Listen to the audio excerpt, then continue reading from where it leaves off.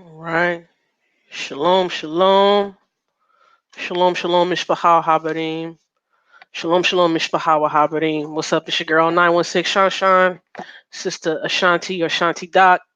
Just trying to get some things taken care of over here and get my voice cracking. Uh, let's see here.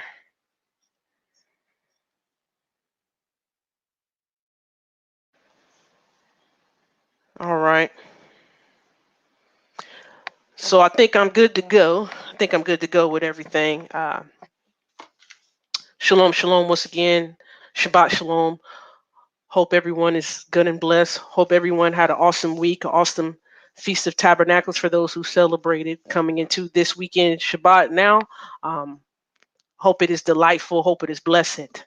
And I do want to say all praise, honor, and glory to the Most High Yahweh. Ko tehelim ko kabo wahati fedeh le Yahweh Eloheinu Abinu.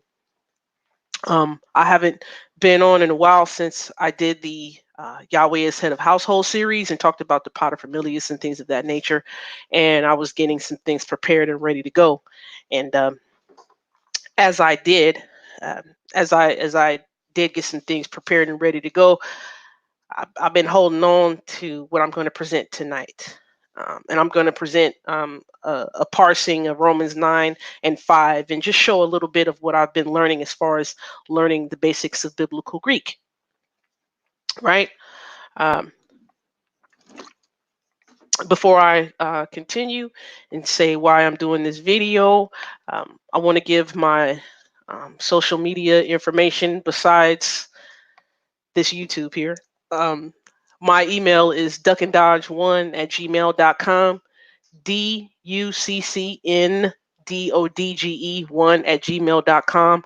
I'll put that in the description box. I can also be found on the Facebook as Shanti Doc, SHAN hyphen T space DOC, right?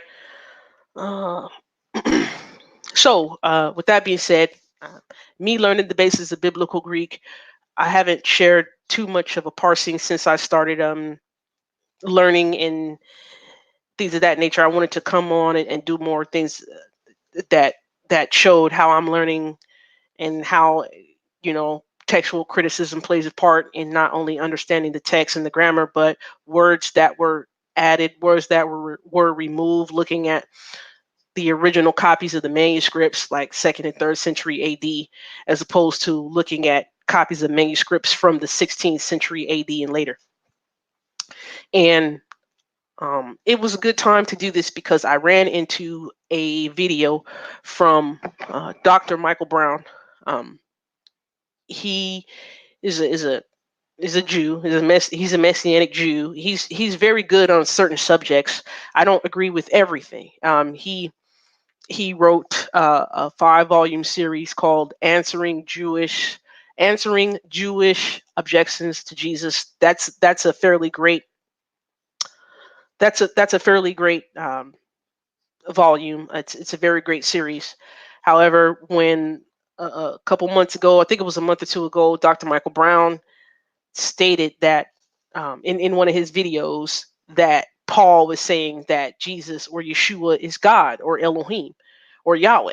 I believe that Yeshua is a portion, not the Most High Yahweh in totality, just a portion. And there's videos I've done on that. You can go back and check on those, especially the series that I did called Yeshua is Messiah, right? But I wanted to actually go into a parsing of Romans chapter 9, verse 5 from the Sbl Greek New Testament, and give some sources, put up some screenshots and things of that nature, right? So, um, what Dr. Michael Brown did was he went to a few different translations or versions of Romans chapter 9, verse 5, and he started reading them. And then he was like, oh, okay, well, I see the majority of the translations I'm reading are saying Jesus or Yeshua is God. So he was like, oh, yeah, Paul is saying that Jesus or Yeshua is God, is Elohim. And I was like, are you really supposed to do that to get the sincere milk of the text? Are you really supposed to go into the translations and see that the majority of the translations say what you wanted to say? You already have this preconceived notion, bias opinion, and you're trying to see which translation fits your opinion. Well, I went back and looked at the original Greek text, right? I have this book here. It's called The Text of the Earliest New Testament Greek Manuscripts, New and Complete Transcriptions with Photographs, edited by Philip Comfort and David Barrett. I'm going to put up some pages from here and read from here, and we're actually going to go and look at this. Shabbat Shalom, Sister Ace. How you doing? Good to have you here. So we're going to look at some information from here, and also going to read the papyri from here, right?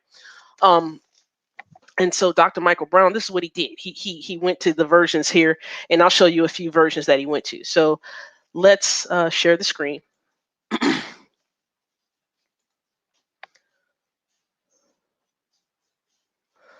Let's share this one. Yeah, the book is really, really great. Really, really great, sis. It's helped me a lot. And this is how you go back and look at textual criticism. These are papyri. These are the earliest of the copies that we have. So I'm talking like second or third century AD. And I'm going to read some information from there that shows that. Right. So this version right here, Romans 9:5. This is what Dr. Michael Brown did. This is what he did. He looked at, I forget how many versions he looked up, but I'm going to show you an example of what he did. Not in totality or exactly what he did, but an example. Okay, so this is the New International Version of Romans 9:5. I'm going to read it. It says, let's see. I'm going to highlight the part what I'm going to read. He says, theirs are the patriarchs, and from them is traced the human ancestry of the Messiah, who is God over all, forever praised. Amen. Right? Then what he did was he went to another version and read it. This is the New Living Translations. I'm just giving you a gist of what he did. I'm not saying he did this exactly. I'm just giving you an example of what he did. Right? And it says God's selection of Israel, the title or the section of what it's going to talk about, but others say, Paul is talking, and it is Paul. So he went to Romans chapter 9 verse 5. He said, Abraham, Isaac, and Jacob are their ancestors, and Christ himself was an Israelite as far as his human nature is concerned, and he is God, the one who rules over everything and is worthy of eternal praise. Amen. Right? I'm just going giving you a little gist of what Dr. Michael Brown did. He read about 3 or 4 different versions. So I'm going to read about 3 or 4 different versions. Right? And then I'm going to read the KJV, and then I'm going to get to the parsing here. So Romans chapter 9 verse 5. What version was this? The ESV, English Standard Version. Okay. So verse 5. To them belong the patriarchs, and from their race, according to the flesh, is the Christ, who is God over all, blessed forever. Amen. Right? And one more version before I read the KJV, and then I'm just giving you a gist of what Dr. Michael Brown did to try to prove his point. He wants his point proven. He's trying to say that Paul is saying that Jesus or Yeshua is God. Right? Now, this is not to pick on anyone's belief or understanding. This is to properly show why understanding the text, understanding the original copies of the text, going into textual criticism is very pertinent, because if you change words up, it can change up doctrine, right? All right, so this is Romans 9:5. What version is this? The New American Standard Bible version. The title up top says what? Solicitude for Israel. No problem. I'm going to read verse 5. Now, when I get to what I'm going to read everything in context. I'm going to start reading from verse 1 all the way to verse 5. But I'm just showing you what Dr. Michael Brown did. This is not a shot at Dr. Michael Brown. This is just, it's a plea. It's a plea for people who genuinely are seeking to show them how you seek. You know what I mean? All right, here we go. Verse 5 from Romans 9. It says, "Whose are the fathers, and from whom is the Christ, according to the flesh, who is over all, God bless forever. Amen." Now, you notice I'm pausing with the commas and stuff like that, right? All right, but check this out. In the KJV, watch what it says. In the KJV, watch what it says. King James, Paul's concern for the Jews. Yes, it is Paul's concern for the Jews, for Israel, right? All right, verse 5. Now, notice the words that are italicized, they are not explicitly in the text, right? But for sometimes clarity's sake of our English translation, sometimes we need to use are or is or whatever. But sometimes these italicized words, they're deliberately added. But let's read Romans chapter 9, verse 5 from the KJV. It says, "Whose are the fathers, and of whom, as concerning the flesh, Christ came, who is over all, God bless forever. Amen." Right? Now, this is actually a little bit close to the Greek text, but we're going to see something, right? We're going to see what the actual text is. Now, I'm going to read the Greek, and I'm going to translate the Greek, and then I'm going to parse verse 9 of, I'm going to parse verse 5 of Romans chapter 9, right?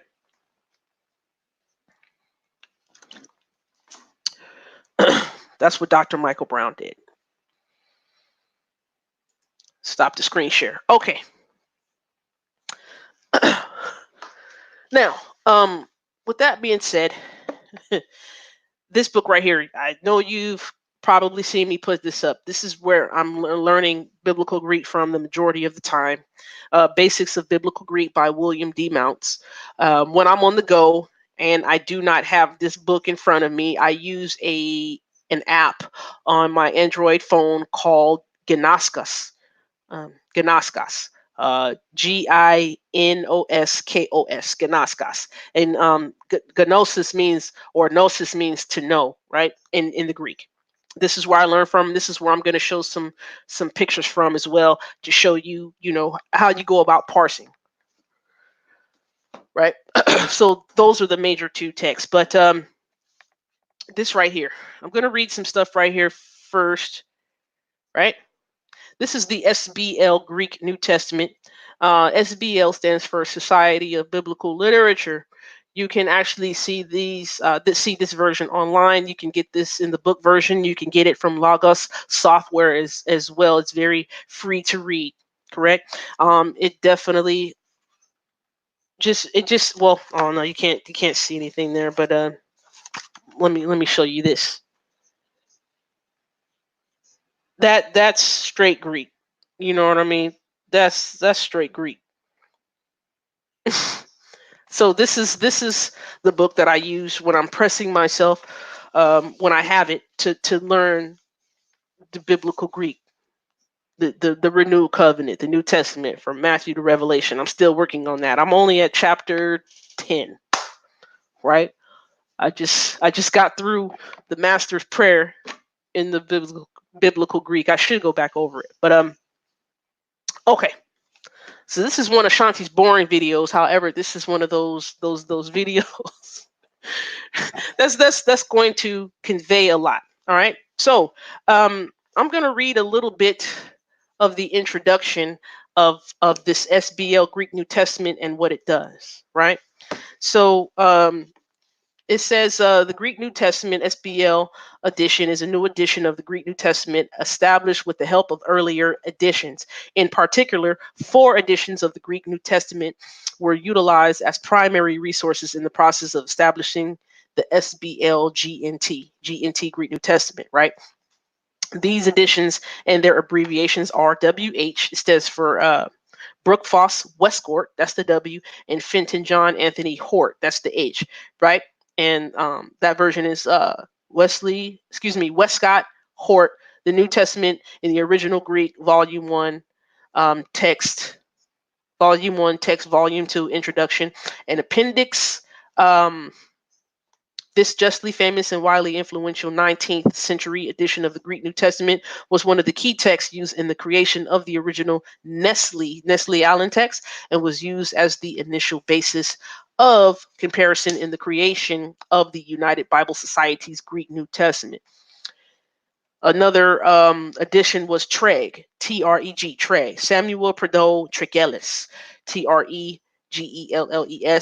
the Greek New Testament edited from ancient authorities with their various readings in full, and the Latin version of Jerome, London, Baxter, Stewart, from 1857 to 1879.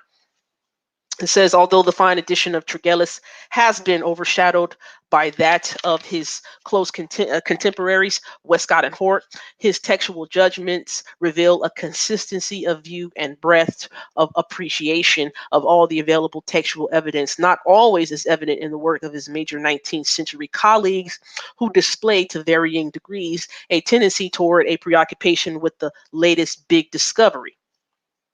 Right? Tregelles offers a discerning alternative perspective alongside Westcott and Hort. Next. Yep. Thank you, sis. Appreciate that. All right. NIV. Another text this used. We're giving the introduction as to how the Sbl Greek New Testament was established, right? So the third edition that was looked at was NIV. Richard J. Goodrich and Albert Lukaszewski. I think that's how you pronounce his name. A Reader's Greek New Testament. A Reader's Greek New Testament. This edition presents the Greek text behind the New International Version, as reconstructed by Edward Goodrich and John Kohlenberger III. Right? The Holy Bible. New International Version, New Testament, Grand Rapids, Zondervan, 1973. And there was a second edition as reconstructed by Edward Goodrich and John Kohlenberger III. It says a second edition published by the same authors, a second edition published by the same editors and publisher in 2007, reviewed and modified by Gordon Fee, very, very good scholar, presents the Greek text behind the TNIV translation, right? So it thus represents the textual choices made by the Committee on Bible Translation, the international group of scholars responsible for the NIV translation. According to its editors, this edition differs from the United Bible Society's Nestle Aland editions of the Greek New Testament at 231 places. And the last edition that was looked at to create the Sbl Greek New Testament is RP. RP is the New Testament in the original Greek Byzantine text form, 2005, compiled and arranged by Maurice A. Robinson and William G. Pierpont.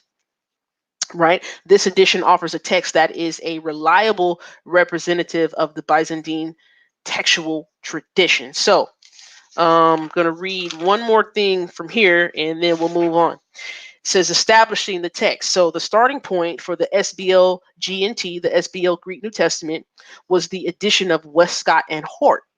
Right, the starting point. So first, the Westcott Hort text was modified to match the orthographic standards of the Sbl GNT. Next, the modified version was compared to the other three primary editions, Treg, NIV, and RP, in order to identify points of agreement and disagreement between them. Where all four editions agreed, the text was tentatively accepted as the text of the Sbl edition. Points of disagreement were marked for further consideration. The editor then worked systematically through the entire text, giving particular attention to the points of disagreement, but examining as well the text where all four editions were in agreement, right? Where there was disagreement among the four editions, the editor determined which variant to print as the text. Occasionally, a reading not found in any of the four editions commended itself as the most probable representative of the text and therefore was adopted. Similarly, where all four texts were in agreement, the editor determined whether to accept that reading or to adopt an alternative variant as the text. In this manner, the text of the Sbl Greek New Testament was established. All right. It gives some other things to help you read and navigate through the Sbl Greek New Testament. You know how they came about with the comparisons, uh, the capitalization, how to look at the apparatus, how to look at the symbols used in the text, and things of that nature, and how to use the symbols or what the symbols mean in the notes, things of that nature. So this is very intense, and that's why I use the Sbl Greek New Testament. Sister Yahara, shalom, shalom, sis. What's happening? Oh, we got the folks in the building. All right, so y'all know me. Let's get down to the nitty gritty. All right, so Romans 9 and 5. We're parsing Romans 9 and 5, but I'm gonna take my chances at reading Romans chapter 9, verses 1 to 5 in the Greek and translating. And then when we get to verse 5, I'm going to translate and parse. Right? So we're going to show you how you come to the conclusion of what the text actually says. Because once you do that, you can get a clear understanding of what the text or the message of the text is trying to convey, or what it's actually saying, or what it's not saying. All right. What do I want to put up? What's good? What's good? What's happening? What's happening? All right. And when I'm done presenting the information in this video, if y'all want to come in and chop it up with me, cool. I'll give you the link. All right. Okay. So let's go here. Let me show the screen.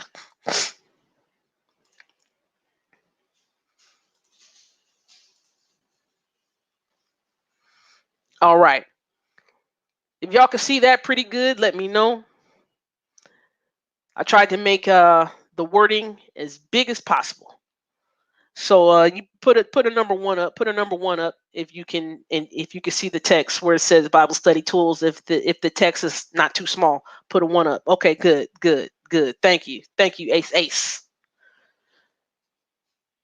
One day you're gonna have to let me know if you will what Ace mean. Good. All right. So this is Romans chapter 9. This is the Sbl Greek New Testament online. You can see that right here. It says Romans 9. I'm hovering over it. SBLG Bible, right? Bible Study Tools. You can see it online, right? All right, here we go. So we're going to start where the mouse is, where it turns into a hand at times. We're going to see. So I'm going to read and bear with me, all right?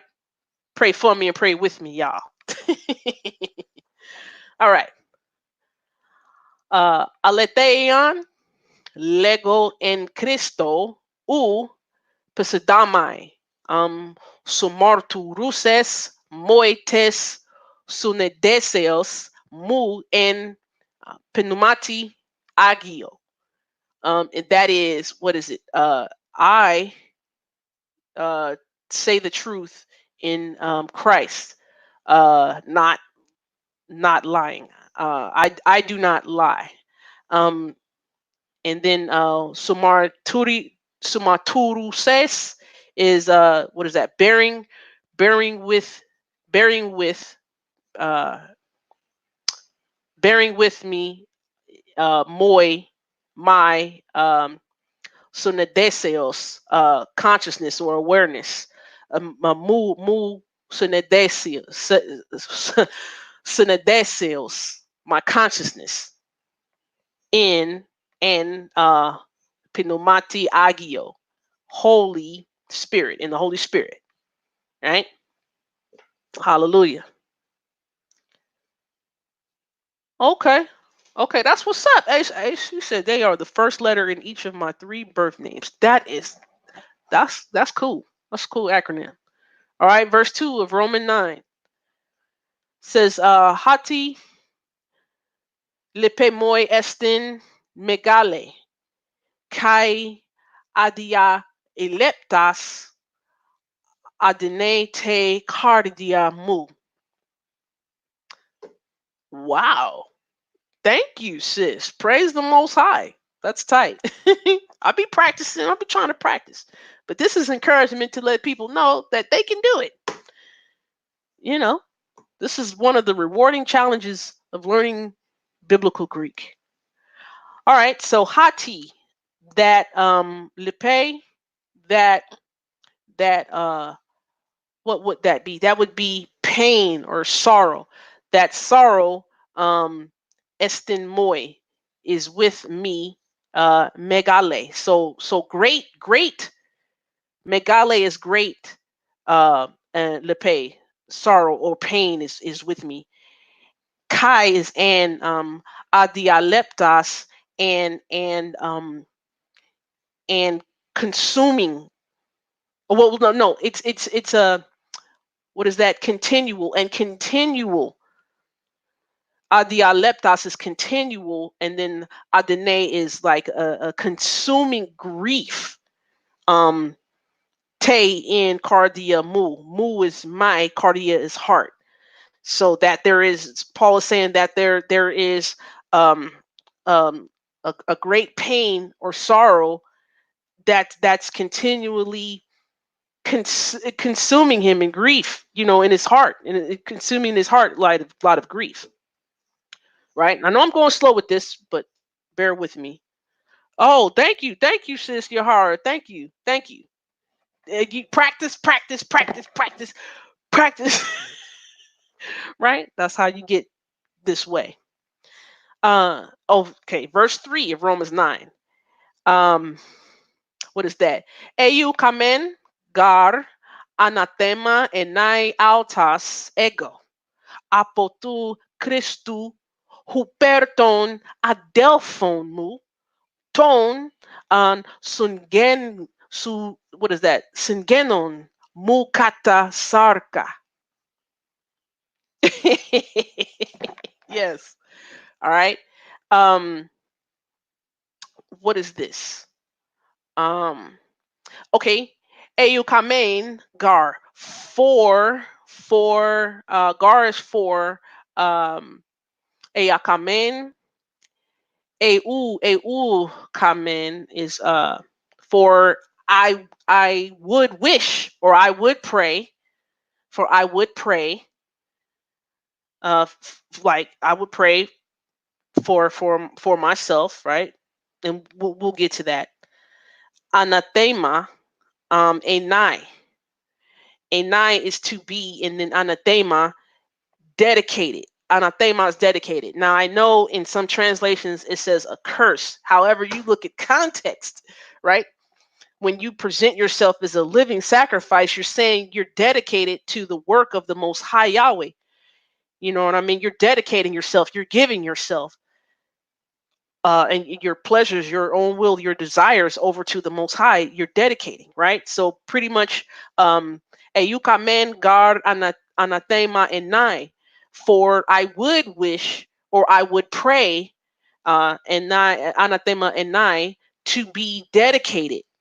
I myself for myself. I myself for myself. What? Apotu Christu. Dedicated. Dedicated from who? Apo is from who? Cristo.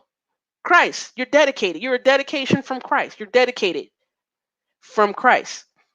Huper, for, ton adelphon, for, huperton adelphon mu, for mu, my adelphon brothers, ton, syngenon, uh, mu, mu is my kinsman, sun or sin genon, my kinsmen, my relatives, kata sarka, according to flesh.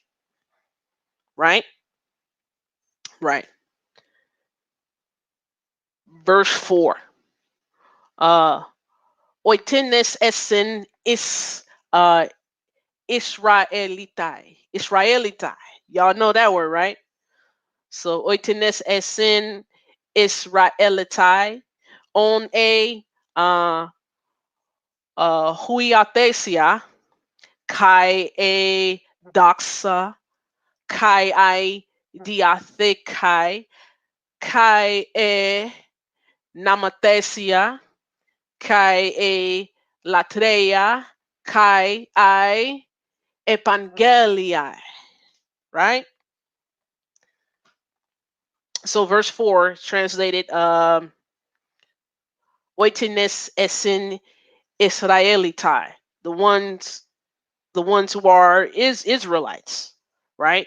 On a uiathesia, of whom or from whom the adoption, kai edoxe, kai edoxa, and the glory, kai I diathekai, and the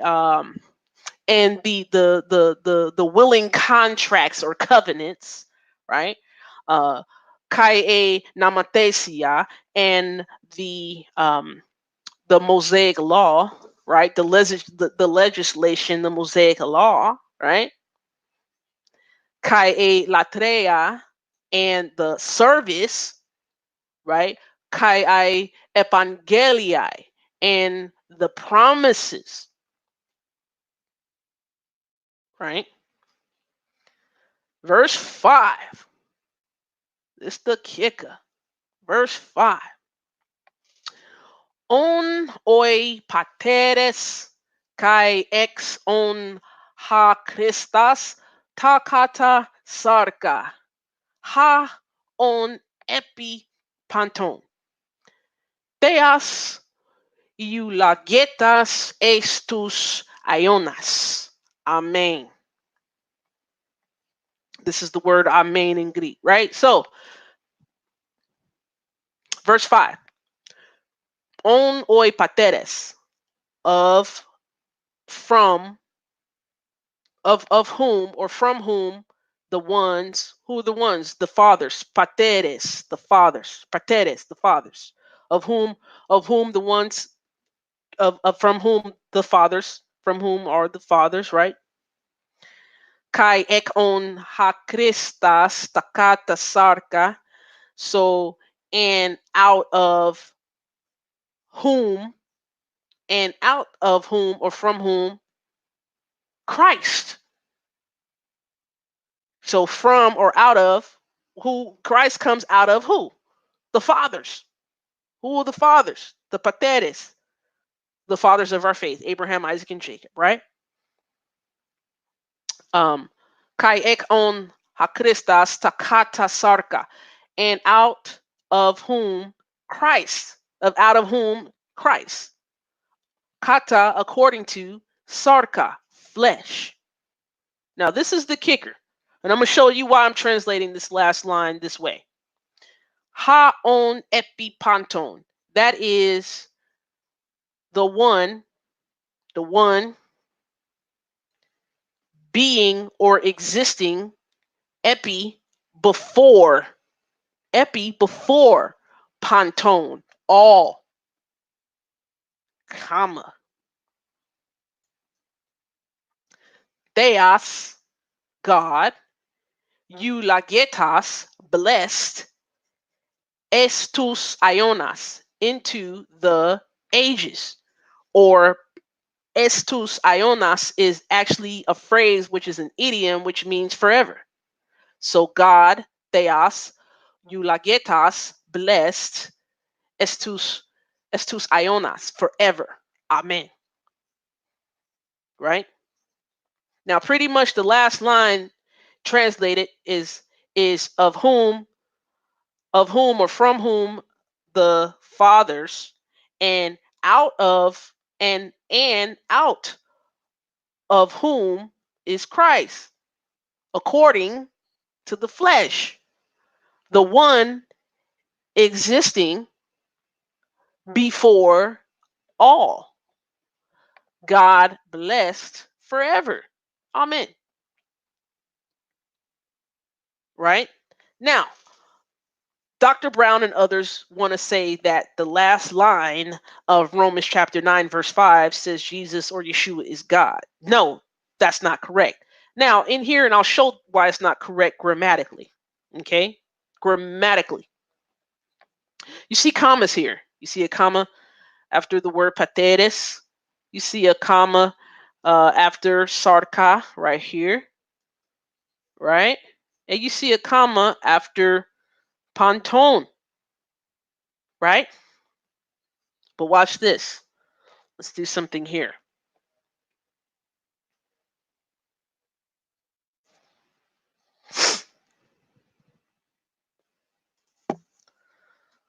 Let's share the screen. Okay.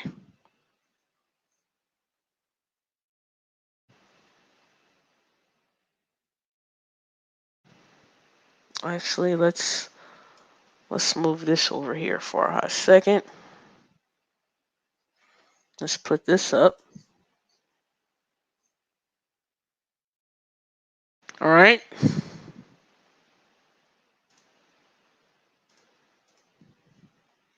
Let's put this up.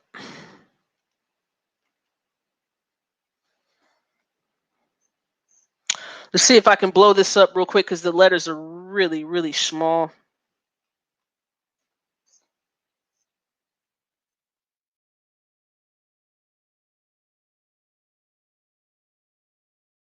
All right.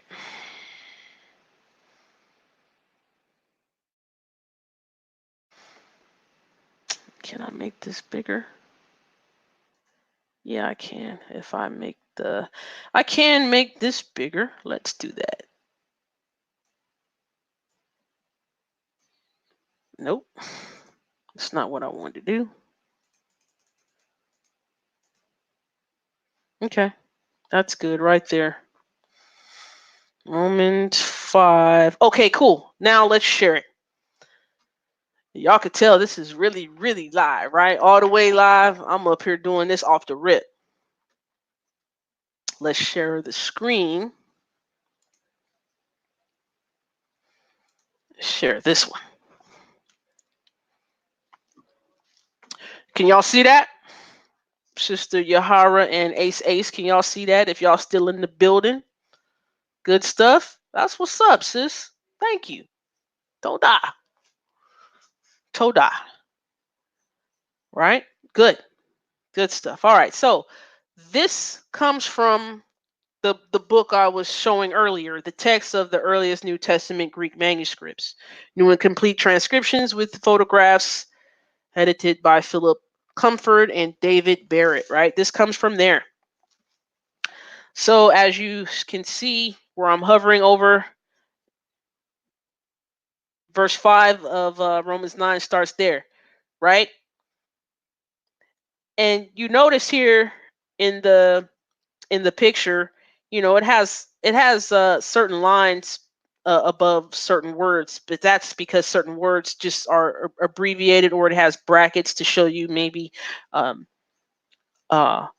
some parts are questionable, or either in the papyri um, maybe it was cut off or something like that. But for the most part, what I'm trying to show you here is that uh, verse 5 of Romans 9 here in the papyri, you see no punctuation marks.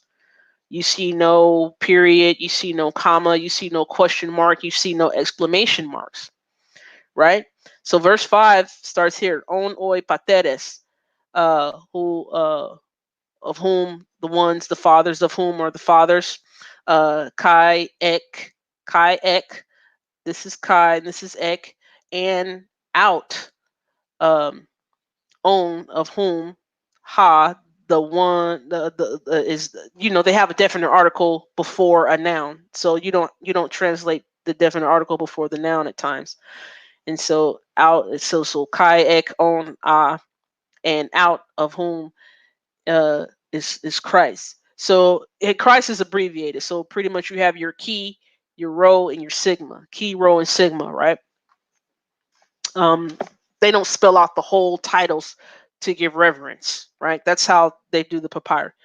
Um, ta is the, but you don't translate it. Christ. Kata is according to sarka, flesh. Ha, the one. On, existing or being. Epi, before. Ponton, all. Right?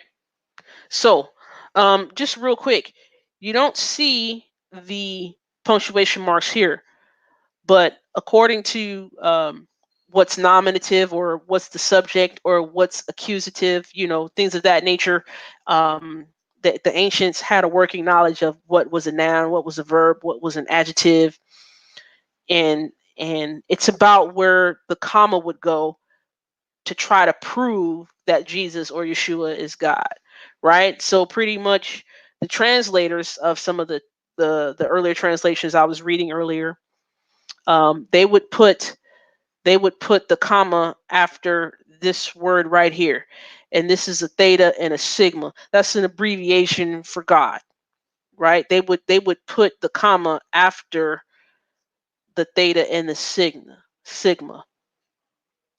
However, according to what's a noun, what's a verb, what's a subject versus what's an object, pretty much the grammar would render the comma after this word right here, ponton. The comma should be right there, right? Because it's what is it saying about the subject? The subject is pretty much Christ, and what happened to Christ is saying pretty much God blessed him into or forever. It says God blessed him forever, right? So watch this. Let's see.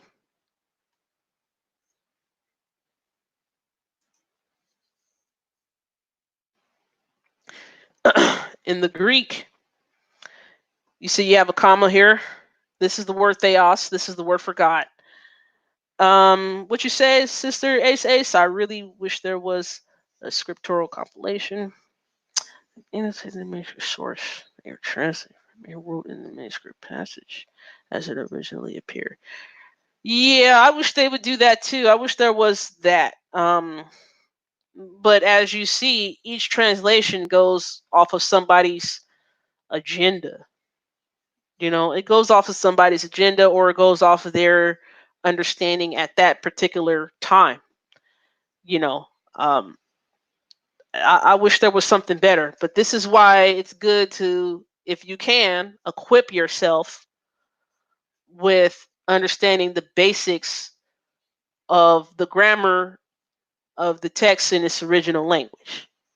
You know, so um,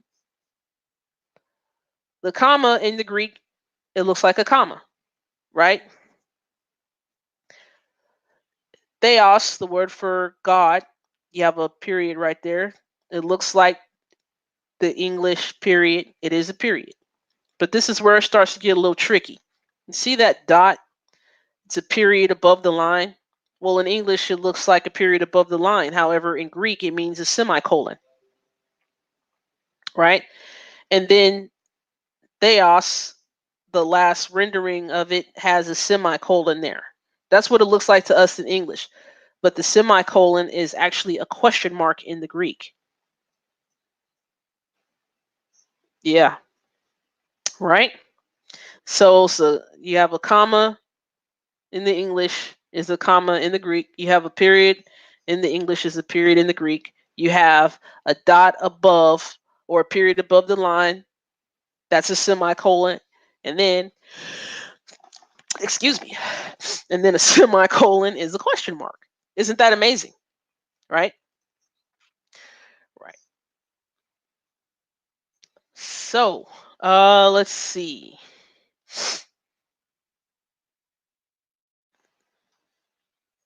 Okay, is this the second page? Yeah, that's the second page. Okay, so I'm not going to go through all this, but this is I'm showing you a little bit of what helped me learn the language. Let me make this bigger. It's going to be a little bit blurry, but uh, declensions. You know, you learn about case endings. You learn about the ending letters of words that tell you, what type of word it is. If it's a word that ends in a this is an alpha or an eta, it's a first declension word. Those words are primarily feminine. If a word ends in an omicron or what looks like an O, it's a second declension, right?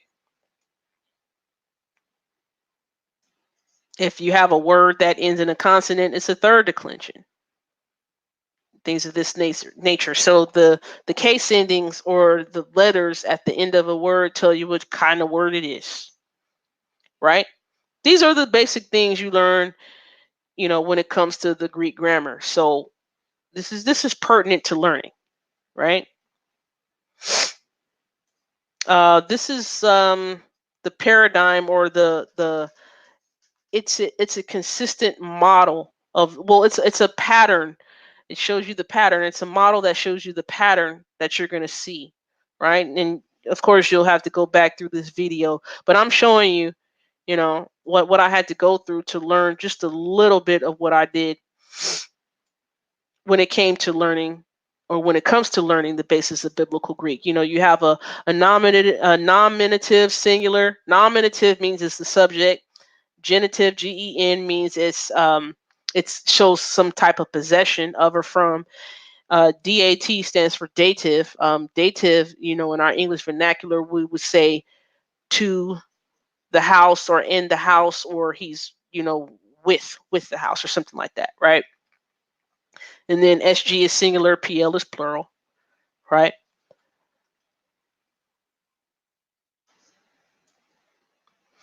Um, this is just a little bit of the vocabulary from the prepositions, right? And this is a little it's a picture to show you how the prepositions work. You got the arrow pointing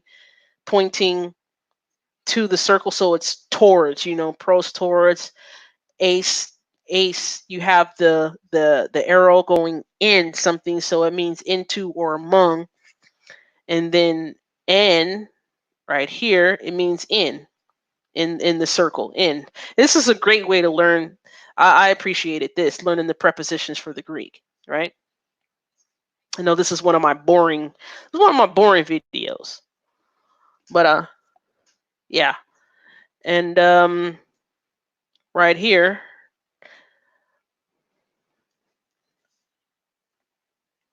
am I still rocking with let's not see part 60? Fine.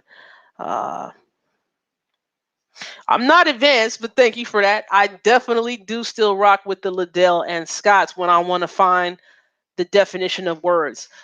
The Liddell and Scott's is going to give you the definition of the word at its root. And then from the root, you have stem, So, uh, like, for example, let's see. Let's go back up here to the word, word. The word for word, word, in Greek is logos. Logos right here, logos. And then this letter right here, it looks like an O. It's an omicron, and you have a rough breathing mark over it, which means you have to put a ha sound to it. So it's ha, ha, and it's definite article the. Yeah. Thank you, Sister Yara. Right. And I'm just giving some encouragement through this video a little bit. But yeah, so ha logos is the word. So when you looking at the word in the Greek, it's nominative singular, meaning it's the subject of the sentence, right? So look at it. Look how it is. It's like a lambda, and then an omicron, and then a gamma, and then an omicron, and then a sigma, right?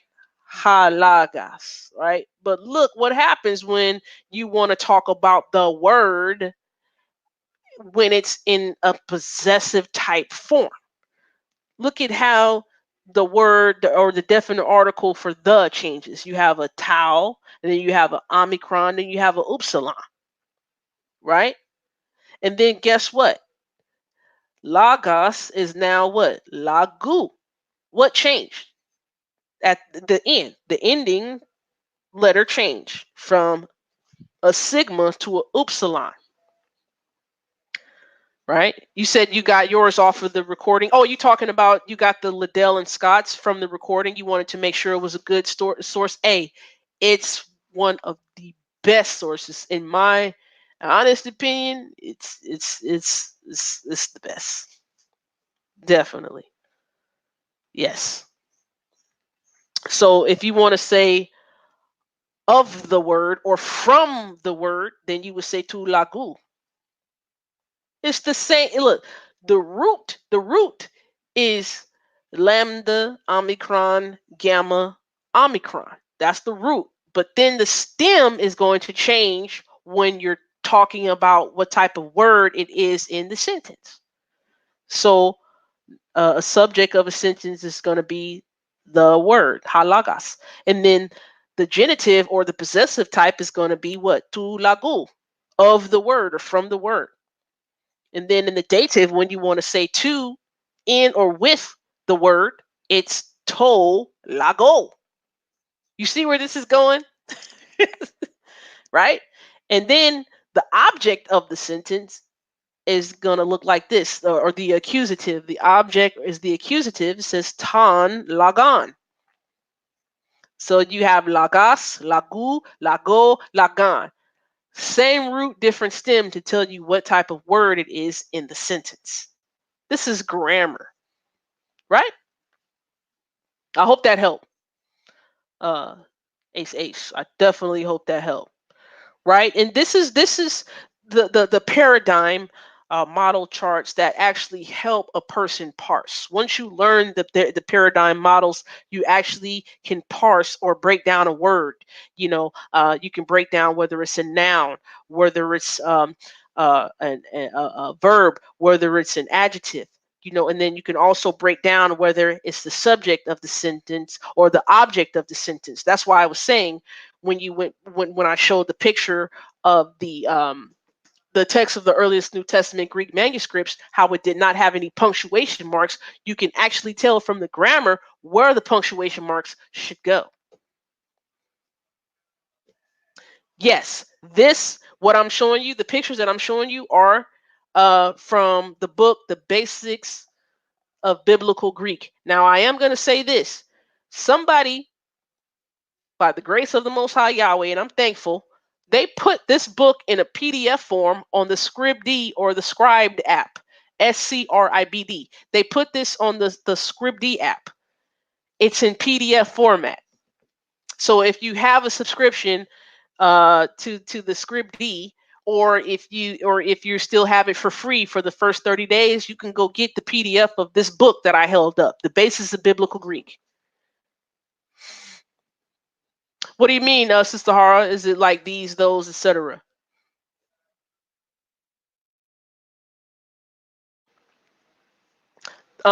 These. Are you talking about these and those? That would be demonstrative pronoun. That would be demonstrative pronoun. Which sometimes they are the same. Sometimes the words are just like spelled the same, and sometimes they mean different things. Remember how we talked about in biblical Hebrew? Sometimes the words they were spelled the same way, sounded the same way, but the context would tell you they are two totally different words. So pretty much, yes, sometimes the words are going to sound alike because the case endings sound the same, letting you know whether something's a subject of a sentence, a genitive or a possessive of a sentence, or if it's the object of a sentence. And then when you get to the verb, there's other paradigm charts as well. Some of the verbs with the case endings, or the groupings of the case endings at the end of the word, they do sound the same. And that's because it's telling you it, or it's consistently telling you that this type of word or action or verb is maybe first person or second person or third person, or this verb is a participle, which is ing on the end of our words, or it may be those case endings or the endings of the word tell you, okay, well, this is an action that's continuous, or maybe it's an action that happened in the past and the effects are felt in the present. You know, these are things you're definitely going to see when you're learning basics of biblical Greek. You register with the website, okay? Yeah. If you have the website for ScriptD, then you have access to those books. You have access to look at the books they have there, and you have access to look at the PDFs and download the PDFs there. And the basis of biblical Greek is definitely in PDF form on the ScriptD, right? So these are what you're looking at here is the relative pronoun, right?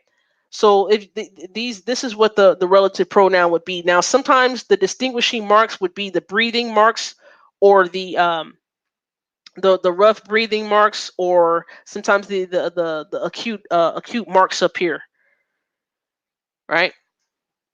Cool beans. Yes, you're welcome. You're welcome. I'm glad y'all enjoying this. I'm glad y'all enjoying this. All right. All right. So um this is the relative pronoun. This is why sometimes you would see um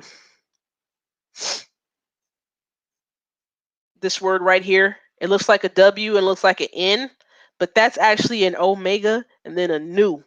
So O and n. So on. But that mark right here, it's a rough breathing mark. So you would add a sound to it. So it would be hone, right? Hone. So how you tell if it's of whom, which, or whose is the context. And this right here looks the same as um let me show you this. It looks the same as this, right?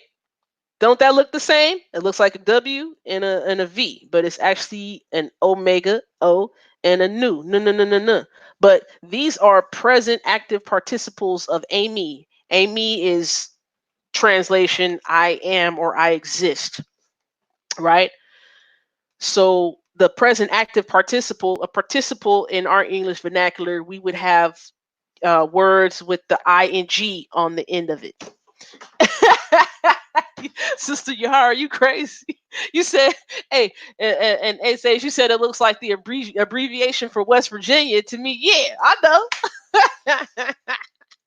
Hey, this is the true definition of what it's all Greek to me. When somebody says it's all Greek to me, and they they have a hard time understanding it, right? I am halfway through. I think I'm at lesson like 20. I'm between I think like 25, 26. I don't know, but I think I have like how many lessons are there in this basis of biblical Greek? There's 35 is there 35 chapters? No, 30. There's 36 chapters in here. So I have about like 9 or 10 chapters to go. All praise to the Most High Yahweh. But back to this. Look, this word right here, what Ace said said it looks like West Virginia. It's actually Omega Nu. And this word, present active participle word of Amy, it's pretty much um how they say you translate it to being. Being. It says English participle being. You see where I'm circling right there? Being. Being. Being. right? Grasshopper. Yeah, that's her nickname. That's her nickname. So own, this one you would say own, right? You would say own because this breathing, this mark right here, it's not pronounced. It's not pronounced, right? I forget what that's called. That's called, let me see. Let me look at the book. That that marker. Okay, that's called a smooth breathing mark. It's called a smooth breathing mark, and it's not pronounced, right? So there's rough and smooth. So this own right here, it has a smooth breathing mark. It's not pronounced, right? It's being, the subject. It's the subject being, right? Singular. But up here for the whoop, I keep doing that. For the relative pronoun, meaning of whom, of which, or of whose, right here you have hone. So there's a difference when you say hone versus own. You get it? Right? And I'm showing you pretty much the charts. You can go back and see how I parsed everything, right? And this is why I said, darn it, Shanti. Okay. No, I need the hand.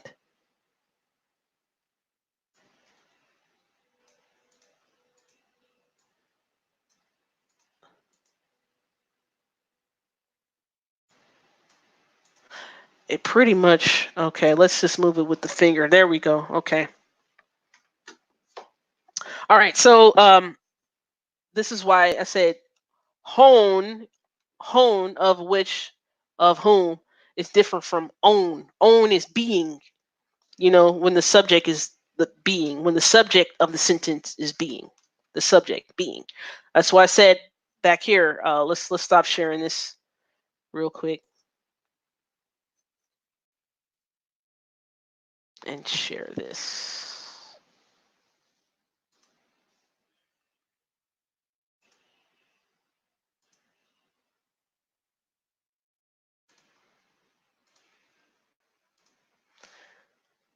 Right here it says hone, hone, because that's the rough breathing mark. Hone right here. And then this one right here is what? Own. Ah. But thank the Father for some of the people who understood where some of the punctuation was supposed to go. Right? So verse 5 of Romans 9. Hon oi pateres, of the ones, the fathers, of the ones who are the fathers, kai ek hon ha Christas, and out of whom Christ, out of who is Christ, takata sarka, according to the flesh, right? Ha, the one, on, being, the one being, epi, before, panton, the one being before all, right? So if you look at the word epi, the Greek word epi, let's just stop sharing for a hot second. If you look at the Greek word epi for this, it'll give you a few choice words that you can select based on context as to which word it is. So it's G1909, right? G1909. In the Liddell Scots, it's not listed by the Strong's number. So it's a preposition. The preposition can be what? It can mean upon, it can mean on, it can mean at, it can mean by, or before. Or it can mean, a position, on, at, by, over, against, to, over, on, at, across, against. So I translated the word before for the word epi because it's a little clearer to understand. If something's like, for example, let me see.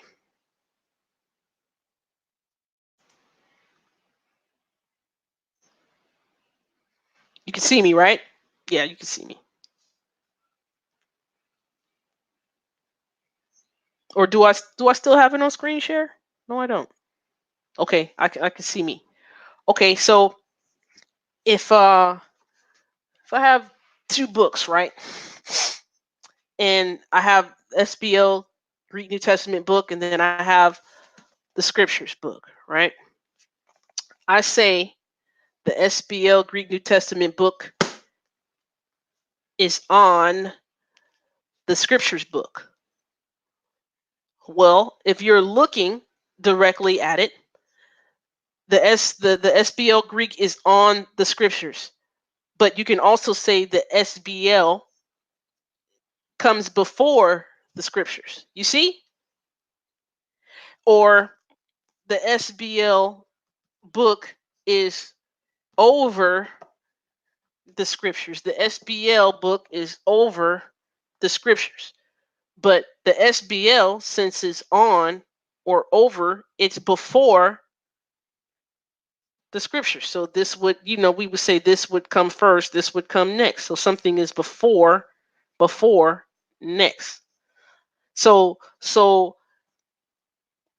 the Sbl is before the Scriptures. That's why I translated the word epi before.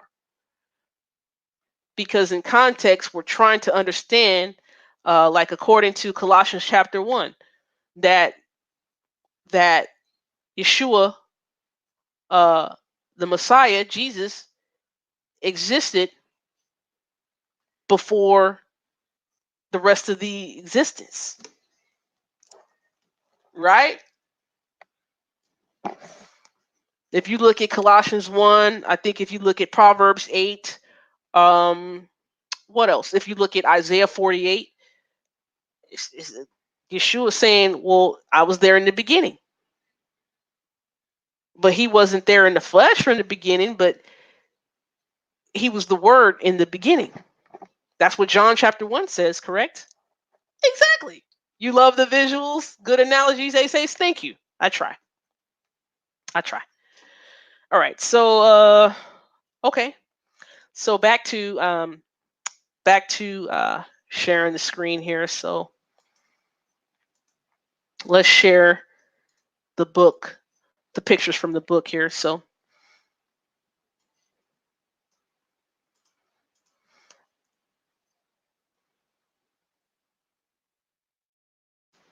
okay, now it's letting me move things up. Okay. This is crazy. Okay, now this is the word for all, but all, you heard me say ponton, right? Ponton? Ponton.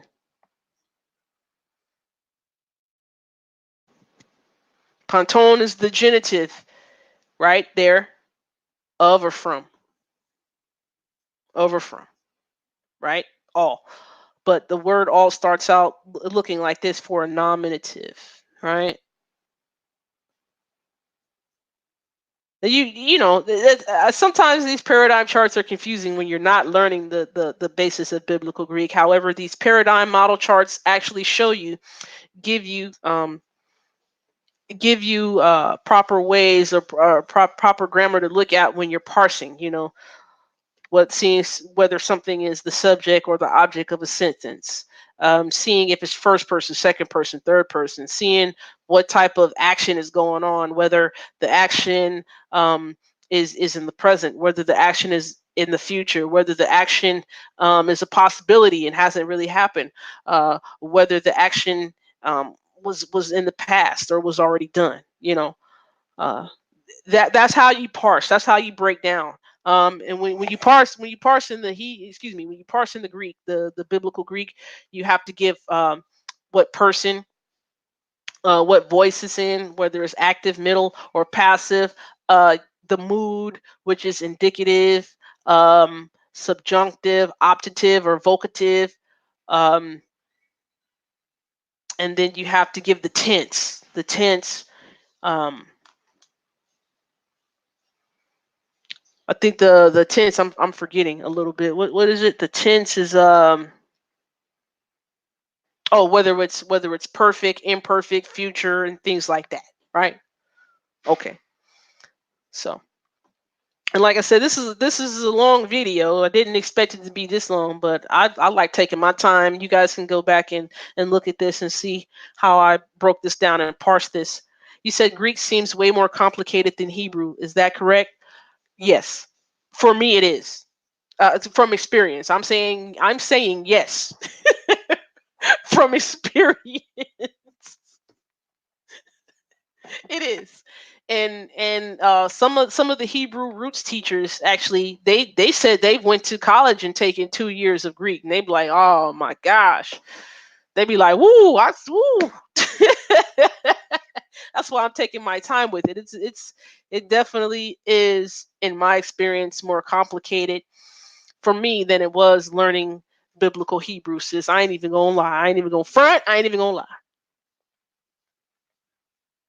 So you expected that there's gold at the end of this rainbow? Yes, there is. There is, but there's a ton of gold at this basics of biblical Greek rainbow. There is, sis. Thank the Most High Yahweh. Because I'm able to go back and look at the stuff and explain it to you a little bit, right? A few years ago, I would not have been able to explain any of this. And I'm still learning.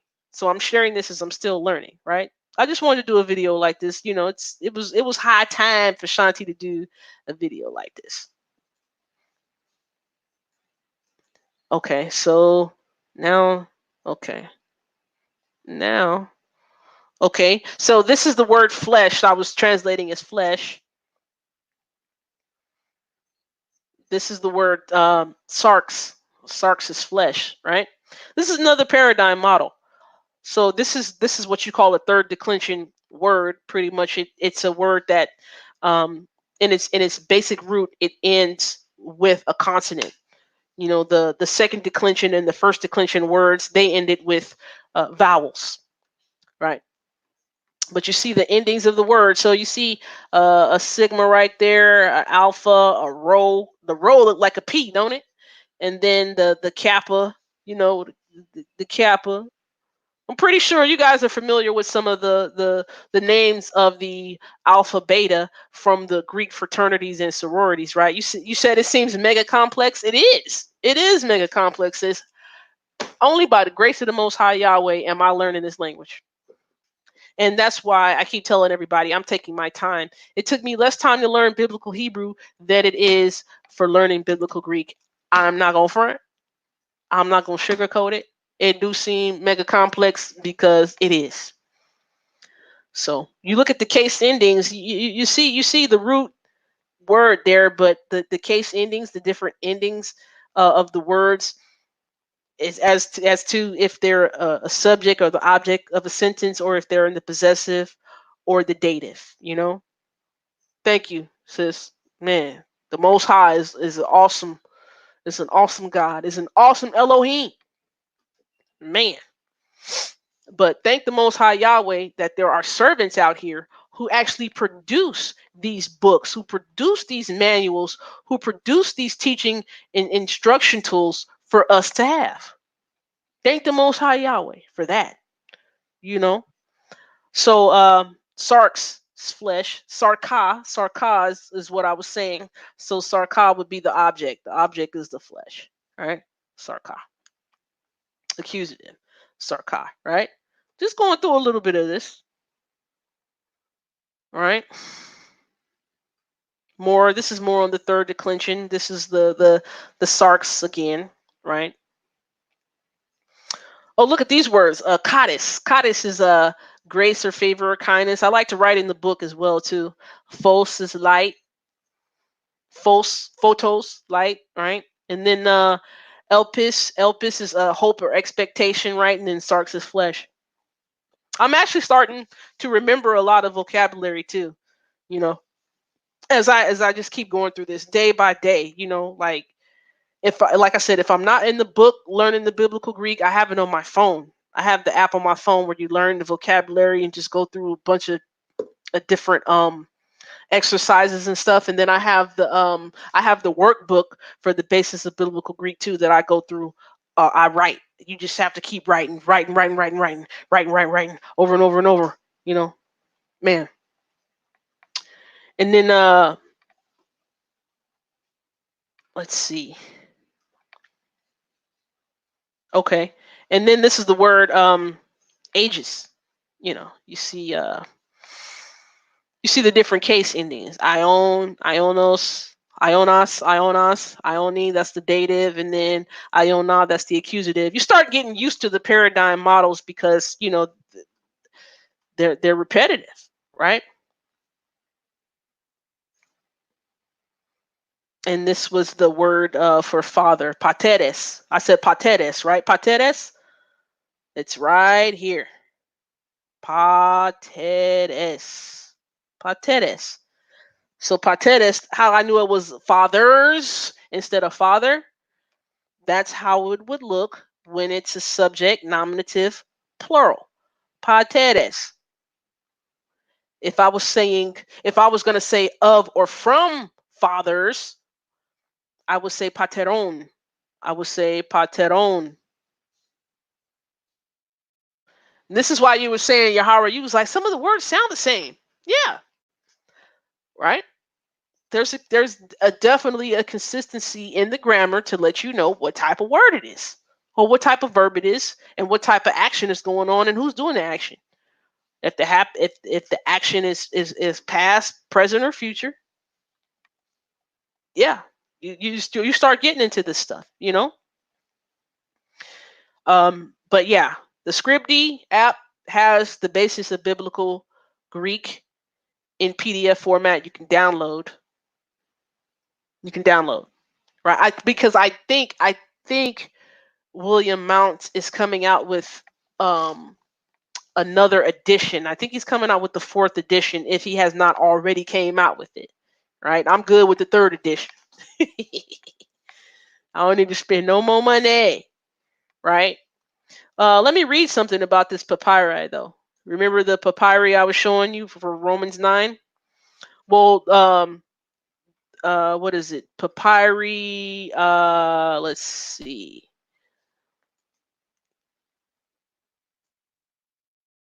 Okay.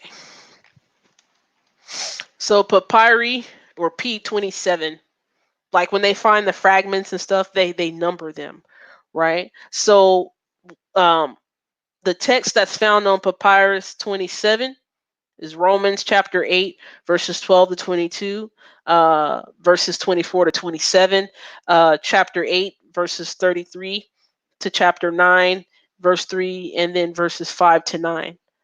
That's what I was reading a little bit of, right? Uh, the date, it dates to the third century AD. What does that mean? Third century AD is 200 to 300 AD. You said sound Spanish? Yeah, it do sound Spanish, don't it? Hey, you should like the Sbl Greek New Testament is on its own app where I can have the Greek read to me, and the voices that they use, the people that they use to speak the Sbl Greek New Testament, they sound straight up Spanish. You said Patreon. Well, it sounds similar. Pateres is father, but well, pater. What does pater sounds like? Father. Paternity. A lot of the times in our English language, you can hear some Greek words. Mater, mother, maternity, right?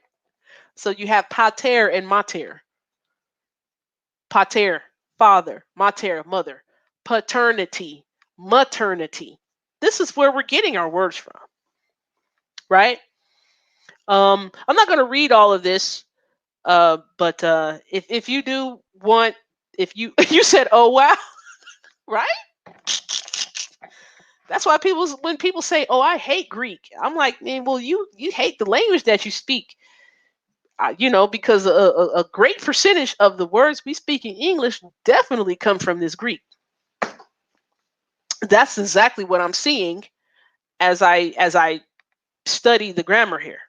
So yeah, this papyrus 27, it's dated to the third century, to between 200 and 300 AD. That's what that means. right?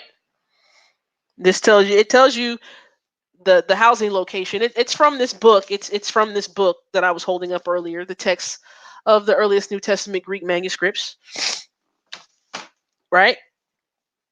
Uh, it tells you where it's housed at. It tells you where it came from, pretty much discovered. What is that?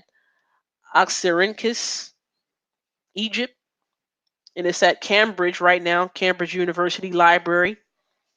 Physical features of the leaf. It's one leaf. It tells you how big it is, right? Textual character says the text of P27 is strict according to the Allens. Remember, I was talking about Nestle Allens in the beginning. It says it shows agreement with Aleph, Beta, and other Alexandrian witnesses. So the first and the second, right?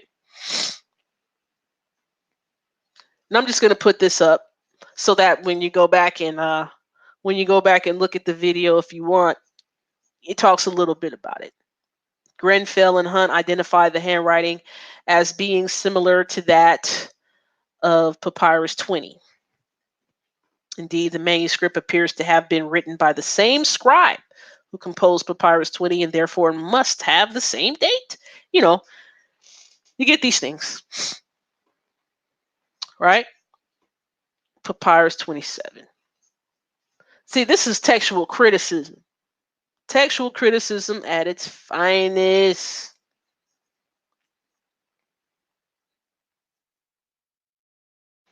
Let's see. Papyrus 46. Let me see something there.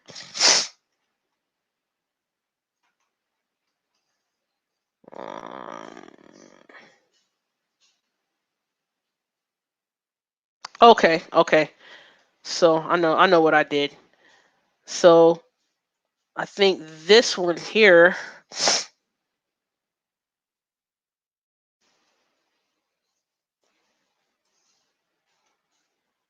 Yeah, because this was this 9 or no? No, that wasn't. Okay. Yeah, that was from Papyrus 27, the one I read. And the other one I think that I took a picture of is down at the bottom. So Papyrus 46, Romans 9 and Papyrus 46 is this one right here. Oh no, let me make it bigger. Yeah. And then verse 5, the one I read, verse 5, where does it start? Starts here. So is that hon oi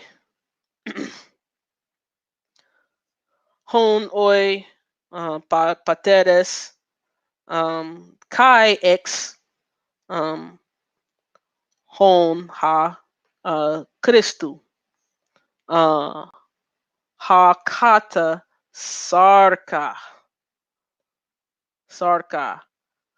ha on epi panton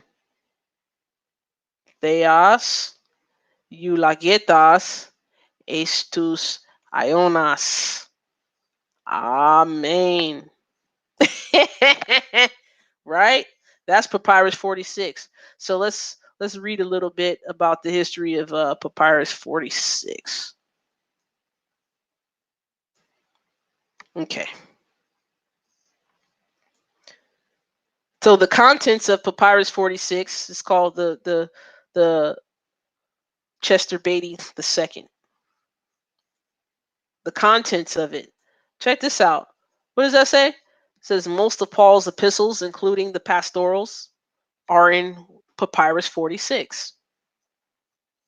And the order is as follows. You got Romans. They're telling you, all of the text that's on Papyrus number 46. There's a lot of them. You got Romans, a little bit of Romans, Hebrews, First Corinthians, Second Corinthians, Ephesians, Galatians, Philippians, Colossians, First Thessalonians, right? Uh, the date, the date. Oh, let's check out what date Papyrus 46 is. Middle of the second century. Middle of the second century. So middle of the second century is 100 to 200. So if they're talking about the middle of the second century, that would be about 150 AD. This is textual criticism that Shanti looks at, right? So I'm not gonna read all of that. It sits at the Ann Arbor, Michigan, University of Michigan, right? The different housing locations are here. They got different housing locations for this papyrus. Dublin, Ireland. Woo! If you guys want this PDF, let me know. I'm not going to read all of it, but I actually took pictures of the book and I put it into a PDF format. If you want it, just let me know. I'll send it to you. And this is the bibliography. So it's a long bibliography. And then, it talks about the physical features, you know, and how they came up with the date. How they came up with the date of it. So this is good stuff to know. Right? So let me stop sharing the screen here. So from the text, Romans chapter 9, verse 5, and I'm going to close it out with this part. And anybody who wants to come in and talk with me about this, we'll do that. He said, you need some lectures for New Testament and ministry. Yeah, sis, man, let's not wait on anybody to do that. If we get more people like myself who are sincere and genuine about this, we could try to get it done ourselves. I don't know. I'm like that. I shoot for the stars. you know, I shoot for the stars when it's time to do something. So let the text answer the question again. Is Paul saying in Romans chapter 9, verse 5 that Jesus or Yeshua is God? No. No. Let's read from the text again from the Sbl Greek New Testament online. Let's share the screen.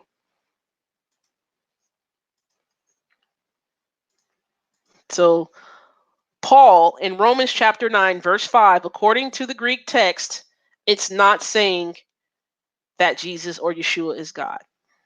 It's saying that Yeshua or Jesus was existing before everyone, all, right? And it's saying that God blessed who? God blessed Christ forever. Estus ionos, or ionas. So let's do this again. So verse 5, I'm going to read Romans chapter 9, verse 5 from the Greek. Shalom, what's up, Anon?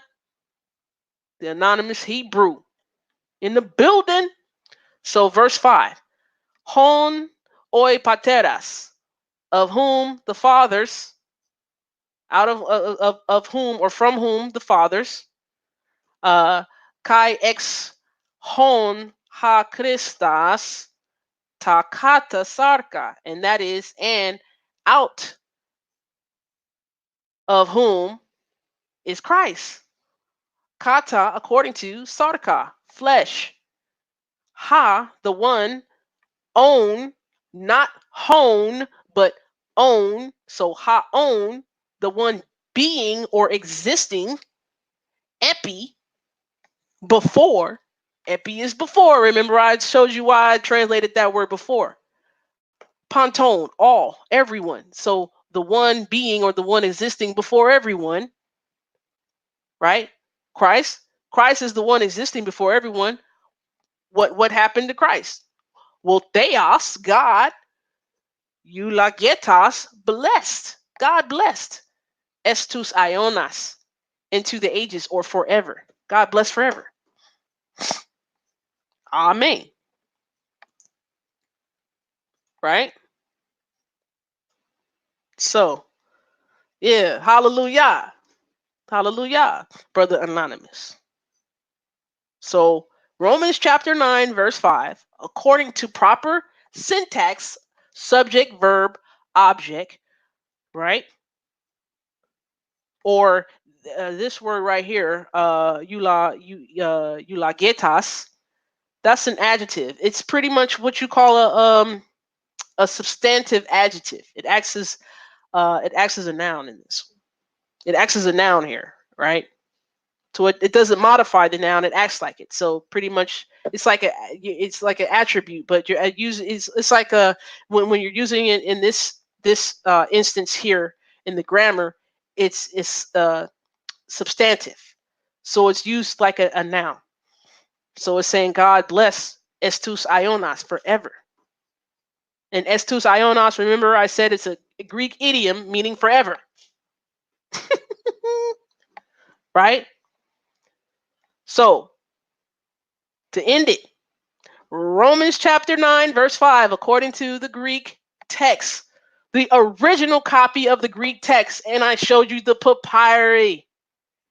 Romans chapter 9, verse 5 does not say that Jesus is God. It does not say Yeshua is God. You could believe that if you want to. However, the text says what it says. The text says what it says. Now, you could believe the text or you could believe your own opinion. It's up to you. This is for those who are genuinely seeking and want to know how to go about looking at the text and getting what the text actually conveys or is saying. Let's look at the literal first. Let's look at original copies of the papyri. Let's check these things out. Let's look at the date of them and all that stuff, right? So, with that being said, thank y'all for listening, tuning in. Oh, yes. Okay, the big book. So again, my sources here. Take the glare off of it. The text of the earliest New Testament Greek manuscripts. New and complete transcriptions with photographs edited by Philip W. Comfort and David P. Barrett. Now, when you go look online for the purchasing of this book, please do not be alarmed by the price. I had this on my wish list for a few, and I had to save up a few months to get it.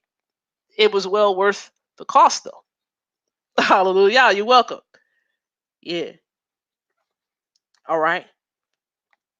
And then, like I said, the basics of biblical Greek. William Mounts are the pictures that I showed you, and this is where I'm learning the language from. Like I said, in the Scribd app, if you have it, if you have the Scribd app, please go into it. They have the whole entire book in PDF format that you can download. Every page, right? Every page, right? And then the Sbl Greek New Testament, I think I purchased this for about $30. I wanted it in physical form, because sometimes I can't always get to the phone, so I go back and forth. Right. So that's the end of the presentation there about Romans chapter 9 verse 5 and how you go about parsing and things of that nature. Hey, Anon, you want to come into the chat? You and Sister Yahara, you want to come in? Let me know.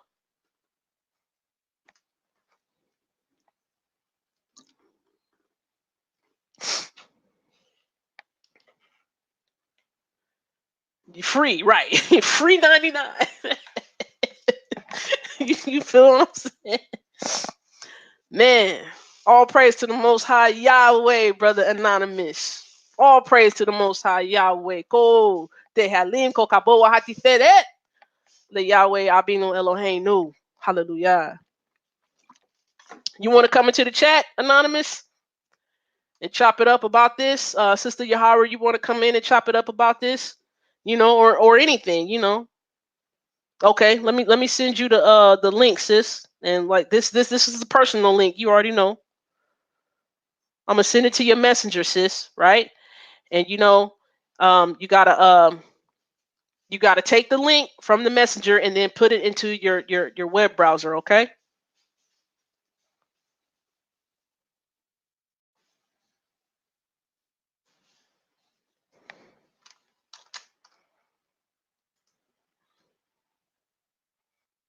All right. Oh, you okay. Anon, you silly. But that's good though. You know I'm down for that. I'm always down for that. I think more of us should should be doing that. You know what I mean? That's what I honestly believe. You know me. All right, Sister Yahara, I'm coming in a hot second. Send you this link. This thing kind of slow. It's probably because I'm streaming. Okay.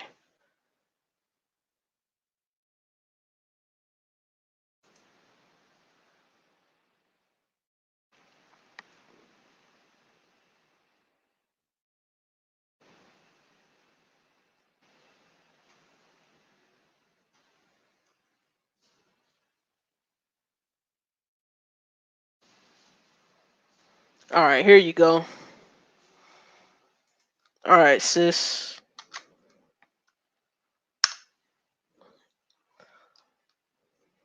All right, sis. I sent the link to your messenger. Come on in, holla at me. You want to come in? You want to come in, Ace Ace?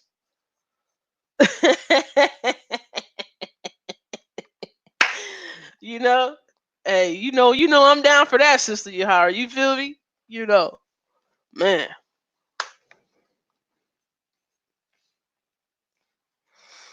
When you got some free time, Anonymous, hit me up though.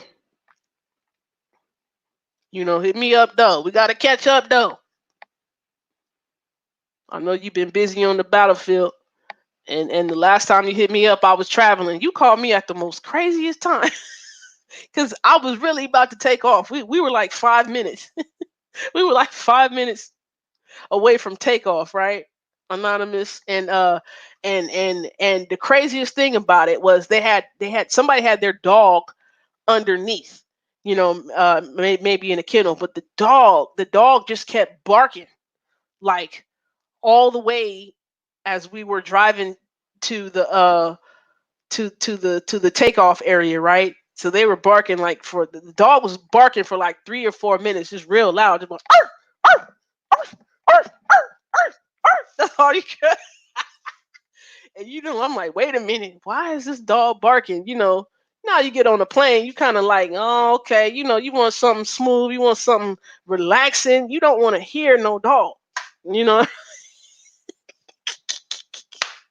you, you don't want to hear no dog before you take off. That was a 5-hour flight, straight through to Sacramento from the Washington Dulles Airport, man. But yeah, Anonymous, tell your wife I said shalom, shalom, Shabbat shalom. You know, one of these days we got to get behind the scene and chop it up, all of us. Me and my husband, you and your wife, let's get together and build, on some relationship stuff. Where you at, Yahara? You got the link? You okay? You got to copy the link, then put it in the web browser, and then come in. Shabbat shalom, Shabbat shalom. So, anybody? Yeah, I did. I took up all the minutes that I could, Anonymous, before I had to turn, turn the phone off and everything. I sure will tell them you said what's happening. Yep. I do want to get your opinion on something, Anonymous. Um, I do want to get your opinion on something when it come up. So when you got time, holla at me. All right, so let's add Sister Yahara. You got your earbuds in, sis? Peace, Vinny. Peace, fam. You want to come into the chat, Vinny? I mean, you want to come into the video, Vinny?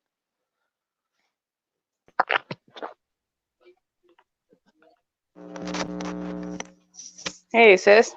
Shalom, shalom. Shalom. Shabbat shalom. What's happening? Yes, indeed. Yeah. Been a minute. It's been a minute. Yeah, the last time you was last time we spoke, you was going to Atlanta. Atlanta. Yes. Yeah, yeah. My family said we're gonna do a reunion in Atlanta in 2021. Oh, okay. Yeah, I got some family out there, so yeah, they said we're gonna do Nice. that. So I'm getting my ducks in a row together for that. You know what I mean? Yep. Awesome. Okay, you That's still gonna be settling phenomenal. down? Okay. If we still on here, brother Vinny, when you get all settled, and if you want to come in to the video, just let me know. I'll send you the link. Yep. But yeah. So what you think of the presentation, sis? I think you've been busy. You've been busy. Man. As usual. I'm not surprised though. I'm not surprised. I always wait for something. When I see you pop up, I'm like, oh, here comes some heat. Here comes some heat. Right? I was finna sing a secular song real quick, but I ain't gonna do that. It was a rap song from the Bay Area. Some heat for yo. Some heat for yo. Oh, Got some heat for yep, you. I ain't yep. gonna, yeah, some heat, right? But yeah, sis, I Man. definitely been busy. I've been trying to go a little harder on myself to stay diligent um with learning this biblical Greek, because I can't slack off for too long. I, No, I, I can't go without looking at it for like more than 2 days. I can't, and I man. have to be consistent. So, but yeah, yeah. That's amazing though. You're doing a phenomenal job. I Thank mean, yeah, it's in you. It's in you. you. Yeah, Sister So keep Ace it Ace up. was like, "What? Would you say? You need some pen and paper?" Yeah. That's what I told her. I was just like, man, I was like we said, because I just got the visual real quick. Because when you start talking, I get like the visuals just start popping up in my head. In my head, I turned over and looked over at Ace Ace, and I was just like, hey, can I get a piece of paper and a pencil, please? Can I get that real quick though? We in Man, class sis, for real, for real. you in class for real? I didn't really Yes. do. I didn't do like the chunk or the bulk of what I wanted to present. However, I did want to show um how you look at the paradigm charts. When you go back, look at the video from the beginning, you can check out the Mhm. paradigm charts and see how I'm being able to translate a word and see how a word is presented in the syntax of the sentence, whether it's a subject or the object, whether it's a noun or a verb, whether it's singular, plural, stuff like that. But I like that breakdown though, because a lot of things that you come across when you're like, it's not thorough. To me, it's not thorough enough. But see, I like how you Mm, break it.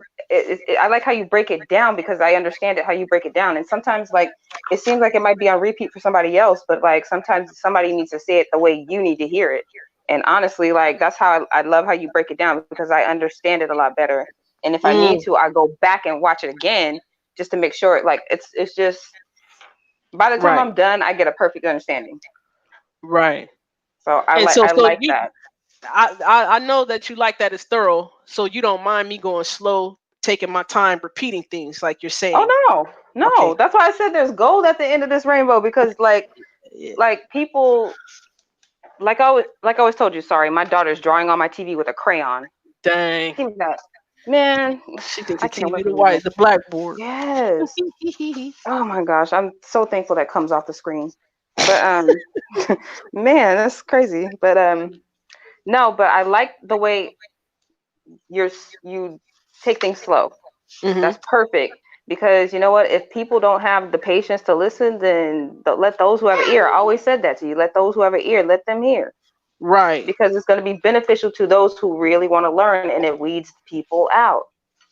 Right. Right. Don't you ever Absolutely. don't I don't think you should ever change that. Thank you, sis. I really appreciate that. All praise to the Most High. It's All it's praise to the very Most unique. High. It's My daughter just handed me, this is how smart this girl is. She just handed me her bottle and walked over to the fridge and tried to open up the refrigerator door. I think she's trying to tell me Man. something. Yeah, she's saying, look, hey, fill that up. Fill that up. Go She's ahead. like, hey Here you go. mom, Fill it up. handle this, please. I need this filled. She probably I in her think mind said, you know how we do on the West Coast. Look here, bruh. Look here, bruh. Go ahead and fill that Yes, that's what she said to me just now. I really felt that deep down inside my heart. Your son, hey, Anonymous said his son wrote on the TV with a marker. But you got washable markers though. That's smart. That's Mm, smart, Anon. That's what you got to do with the children though. Hey, but check this man, out. Speaking of children, real quick, yo, last weekend, Feast of Tabernacles, me, BA, Brother Vinny, how did it Torch. go? Yeah, we went up to Collins Lake. Yo, Brother Vinny has the cutest children ever. Man, Really? they Oh had me man. weak. To me, that was like one of the big highlights of the weekend. Brother Vinny's children. Brother Vinny laughing. Hey, Wow. Vinny, Did y'all Vinny, got did y'all get yo pictures kid. or anything? No, he got some pictures. I didn't. We didn't take no group picture. We forgot that. You know what I mean? I know. Man. I think we got thrown off Yeah, it was by just over yeah, like over everything going on. yeah. So but it was real cool. It was real fun. I Mm. think next time, hey, Brother Vinny's children, like his daughter, like yo, she's got the personality. It's just out of this world. Like to me, she's going to be involved in some sort of extreme sport. Wow. She is like not afraid of nothing. Like That's good. she gonna be teaching like survival 101 classes. That's what I think. You know what I mean? That's Yeah, brother. amazing. I gotta witness Yeah, that one day. yeah. But brother Vinny, like we really enjoy your children. Like honestly, like Torch was like, man, them kids had me weak. I was Yeah, yeah, he did. Hey, brother Vinny, help. But we was trying to help Torch get this fish, but this fish got away from Torch. So when Torch had Hey, his line out there, he was fishing on Sunday. Torch had his line out there. The fish caught on to the hook, but Torch did not have his line locked. He didn't have his line locked. So when the fish came, it took a few feet of line. And here go Torch trying to reel it in. And then I hold the handle trying to help him. And at first he was like, man, that had to be about an 8-9 pound fish. I was like, man, that would have been some good eating. how And did I it was sound, like, sis? man, yeah. But brother Vinny caught a trout, and we actually Man. we grilled that up, Vinny. We grilled that up. It was brother Vinny. That was so good. It was like Wow. so soft, fresh, like. But yeah, but we gonna get another This is that we real gonna get fish, a huh? yeah we gonna get another fishing trip popping up there to Collins Lake. So brother Vinny, whenever you ready to come back out here, it's on and popping. Hey sis. Yeah. So Well, what's up? I'm moving. You moving? Oh boy. Okay. Yeah. Don't say where you move. You able to say on here where you moving to? Cause we still live. Yeah. Okay, go ahead. No. Oh, okay. That's gonna be loud. All I'm praise to sorry. the Most High Yahweh and nine. You know what I mean? Trying to fulfill these feasts. Hey, North these feasts Carolina. are fun. You moving to what? North Carolina? Okay, okay. Yeah. Let me know what part because I Charlotte. got some relatives over there. So what made you want to be over there? Some certain circumstances, the Most High says when I say the Most High is moving, the Most High is moving. He's been shaking, and this is my season. So I That's just what's been up. attentive and been watching, and it just started to snowball almost, and it was just like first like childcare started like acting Mm, kind of crazy, but slowly, mm, and mm, then I wasn't able to like really like keep a hold the babysitter down. I was like, what the heck is going on? Like every mm, something was always happening with the babysitter. Like my first babysitter, mm. her father passed away. But my second Right. babysitter, 2 weeks later, her grandson suddenly passed away. Mm, Yes, and then after that, like a month later, my mom was watching her. My mom just stopped watching. I was just like, dang. So I started just everything just started falling into place, and then all these ideas started popping up in my mind about wanting to start a youth center with clean fun, for our kids, submerged in our arts, poetry, music, agriculture. And then I have a sister that's in North Carolina. She was just like, sis, we're already moving on something like that. You should come over here, start all over again. So I was just like, you know what? I was like, if it's for me, Most High, open every door. Sis, when I tell you he's been opening every single door, Hallelujah. like 3 weeks later, I kid you not. So I put in my notice yesterday at my job. I Mm, talked to my landlord, and my landlord was like, all right, don't even worry about anything. mm, Everything's mm. taken care of. Sis, I'm That's leaving what's up. here November 6th. Hallelujah. Wow. Quick. Wow. Yes. That's Torch's birthday too. Tell him I Wow. said he deserves a bottle of that That D, that huh? that D. Yeah, Oh we yes. ain't had that. We ain't had that in a minute. Hey, sis, I'm very happy for you, and I'm proud of you. Like Man. that sounds like that sounds definitely in line and in tune with this culture we trying to you know really get reacquainted with. You know, Yes.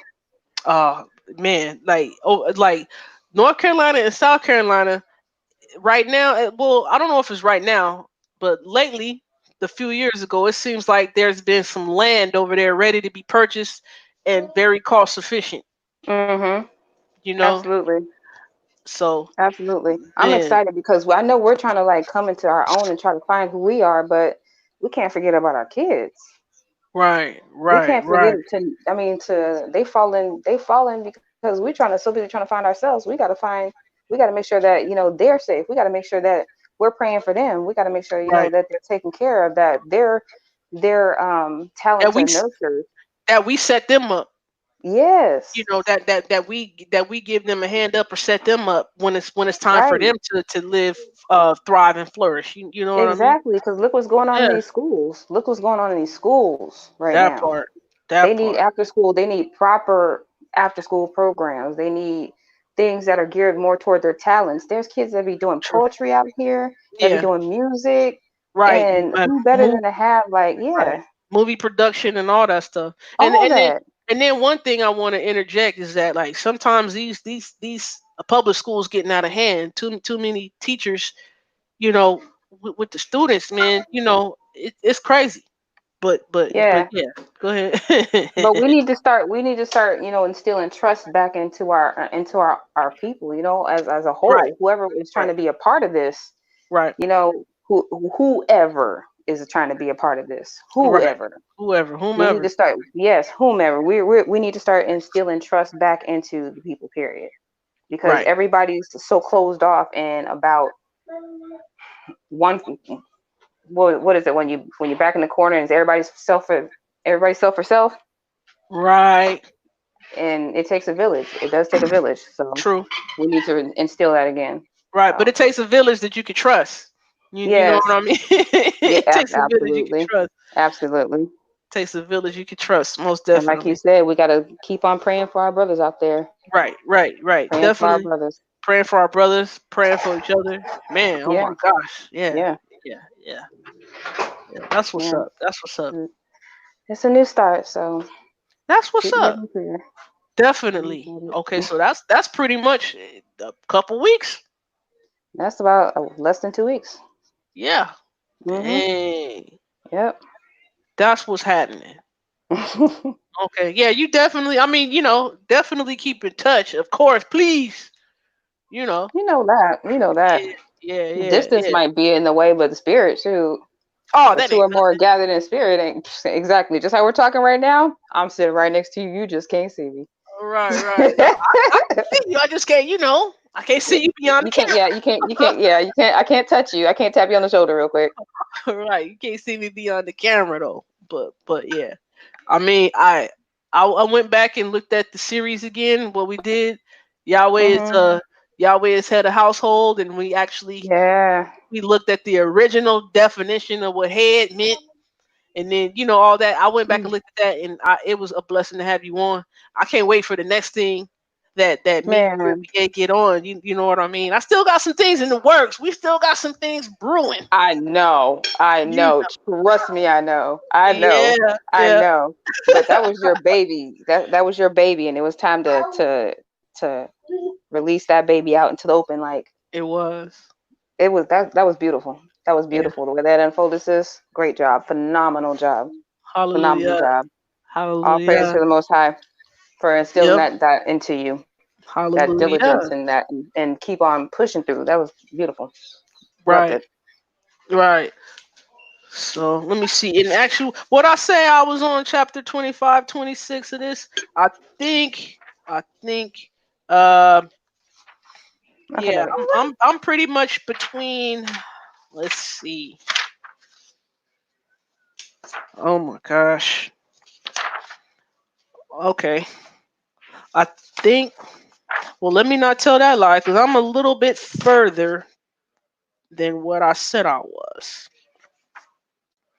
I'm getting into a little bit of chapter 31. Okay. So, but I skip back and forth between stuff. I skip back and forth between chapters as I'm learning and reading the text actually, because when you're reading the chapters, in the Greek New Testament, you run into a case ending or the group of letters that are at the end of the Greek words. You run into some that you're not familiar with, and you have to look at a different. You have to look at the paradigm chart for that, and then the overview and the explanation of it. So I go back and forth between chapters. So pretty much I'm going back and forth between the chapters of 16 to 31. So I'm just learning that big bulk of verbs. It's pretty much present, active, indicative. Like indicative is the action that's pretty much happening. So present, active, indicative verbs. Uh, Learning middle voice, passive voice, learning future, learning participles, learning the aorist, learning perfect and pluperfect, and learning the aorist participles and things of that nature. Like I know I'm giving you the titles of what these things are called, but pretty much it's like there's a difference between I am killing or I killed or I will kill. You know, all those things, different type of actions. And Man, who's doing it? Like, is it I that's doing it? Is it you that's doing it, or is it he she that's doing it? All these things. So pretty much between the chapter 16 and chapter 31, sis, I keep going back and forth with. man, I'm That's just gonna start calling you the undisputed. That's it. The the undisputed. That man. Yes. I I I need you to change your YouTube name. What you need me to change it to I undisputed? mean, man, Sean the undisputed or something like that. Like, Anon- I don't anon- know. anon- Anonymous called me the professor. Man, I think we might roll with that one. I think we might roll with that one. Man, Man. The yes. professor. The Yeah. professor, I love it. Yes. See, Absolutely. all this sweating I'll be doing, sis, when I told you I'll be Man. sweating learning this language is paying off. You know. That's why I keep some Man. some water. I'm pretty much You said, let almost me out. keep It's some time for water. me You to ready to go back in the ring? Mm-hmm. Like I said, the undisputed. What? She's in the ring right now. Knock Look him at out the box, her. Sean. Knock him out, Sean. Knock him out the box, Sean. Knock him out, Sean. You know what I'm saying? Absolutely. Absolutely. Trying to knock out this It's like, Greek. don't nobody want none. Yeah. So and Oh, then that's you beautiful. trying to retain biblical Hebrew. Mm. Whew. Ain't that something? Ain't that something? How somebody could switch, like from reading the biblical Greek to reading the biblical Hebrew. Oh my gosh. He got the right one. He got the right one. He know exactly. He don't even worry about it. Don't even worry about it. He That's got how the right awesome. one. That's how awesome the Most High is. And that's all. I just want to send the encouragement. You know what I mean? Just send the encouragement. A lot of people say, "Oh, you need a teacher." I'm like, well, I'm pretty much I'm teaching myself. Uh, I'll ask questions to people every now and then, but sometimes some of these teachers are intellectually dishonest, and sometimes the teachers are imposing doctrine through the grammar. You know what I mean? And Okay. we got to be careful with that. I see it, sis. I'm not just Mm. talking. I'm not just talking. I see these things going on. So That's why I said I'll pick up a book. You know what I mean? But if I need to ask a question or two, I have to find a particular teacher if I have a question or two. But otherwise, I Right. pick up this book myself. I You know know what that's I right. mean? I know that's right.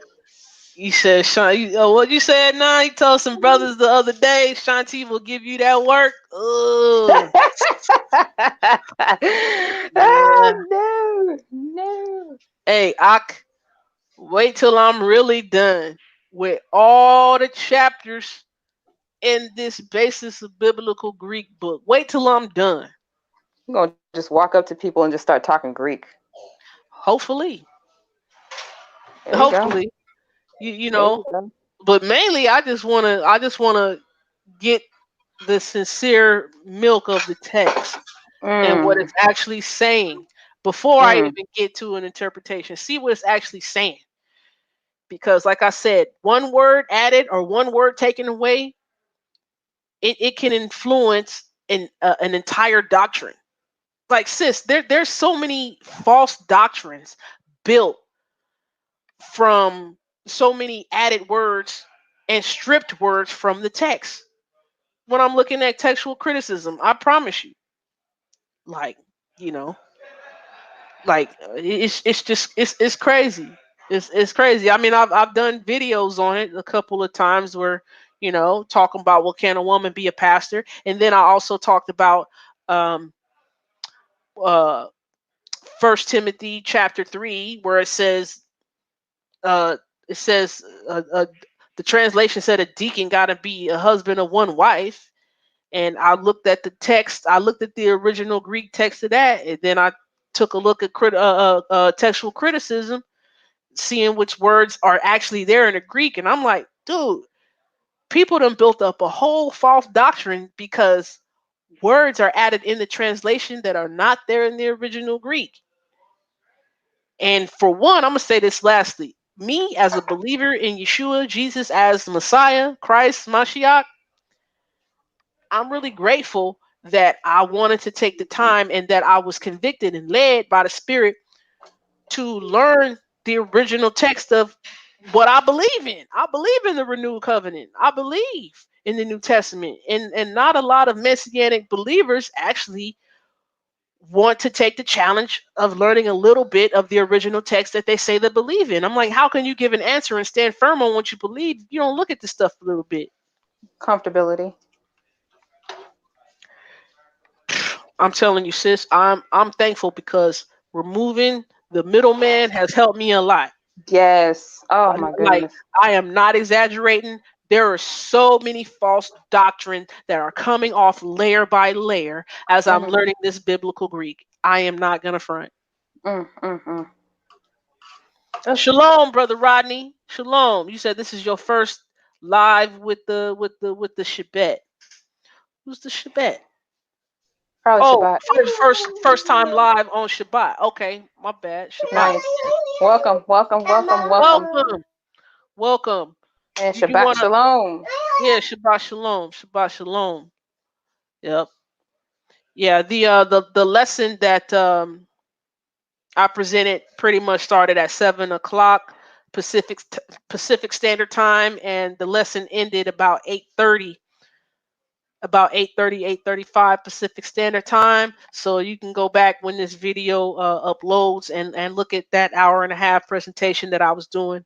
I pretty much was talking about Romans 9 and 5, what the text actually says from the Greek, and not to do a disservice, which is go to many translations in the English that go along with your preconceived notion, bias, or opinion about what Paul is saying about who Jesus or Yeshua is. So, brother Rodney, thank you, thank you, thank you. All right. So, let's see. You still there, sis? Oh, you okay. You still haven't put up your avatar. I No, you can put haven't. up. Yeah, you put I up the surely haven't. avatar. I Yeah. know I gotta get on that. Gotta get Right. on that. Right. Right. Right. Right. Oh, man, sis. Sorry, I'm mommying over here. Right. No problem. Don't apologize for mommy. And you mommy and Anonymous is cupcaking. Brother Vinny was settling down. Everybody got something going on. We resting, sis. Shoot. Hey, I was like, I man, do, and now I it's do. cupcaking. Right, right. we all got something going on the Sabbath. We Yes, resting, indeed. though. We resting, but yeah. Mm. It was good to see. Man, when you popped up, sis, I was like, yes, good timing. I know, huh? Yes, I I ain't knew been on in a month. I was having some hunger pains too. I was just like, man, it's time. Ooh. Okay. Well, let me give a teaser. Can I give a teaser? Let's give a teaser. This is Oh, this is oh. this is what I'm going to talk about next. Let's see. Let's put this up.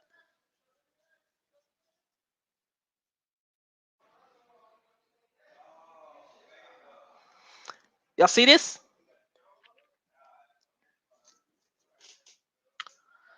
All right. So when people see the word prostitution in the Bible, they automatically think of some physical sexual act.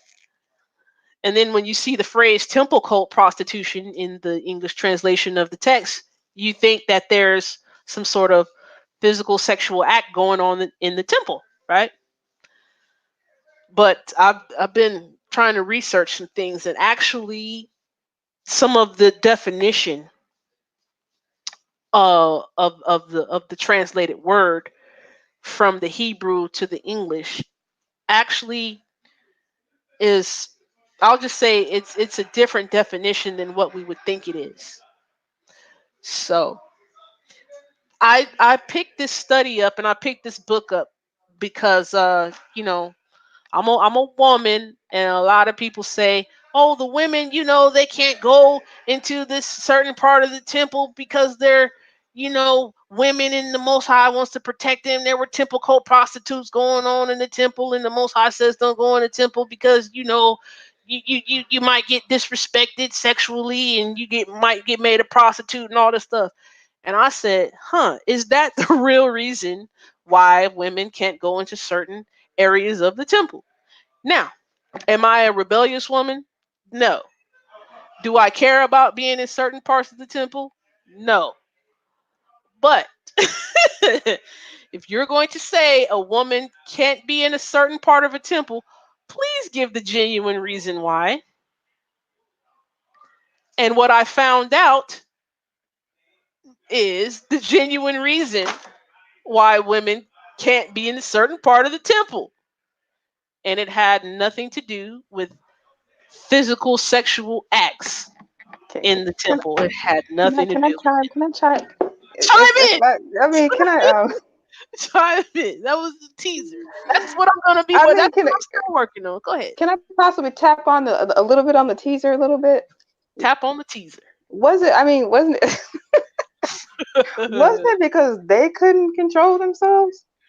No, it has nothing to do with anything physically sexual. Because in our English Western minds, when we hear the word prostitution, we think Mm, of something the sexual. whole Yep. stroll. Mm-hmm.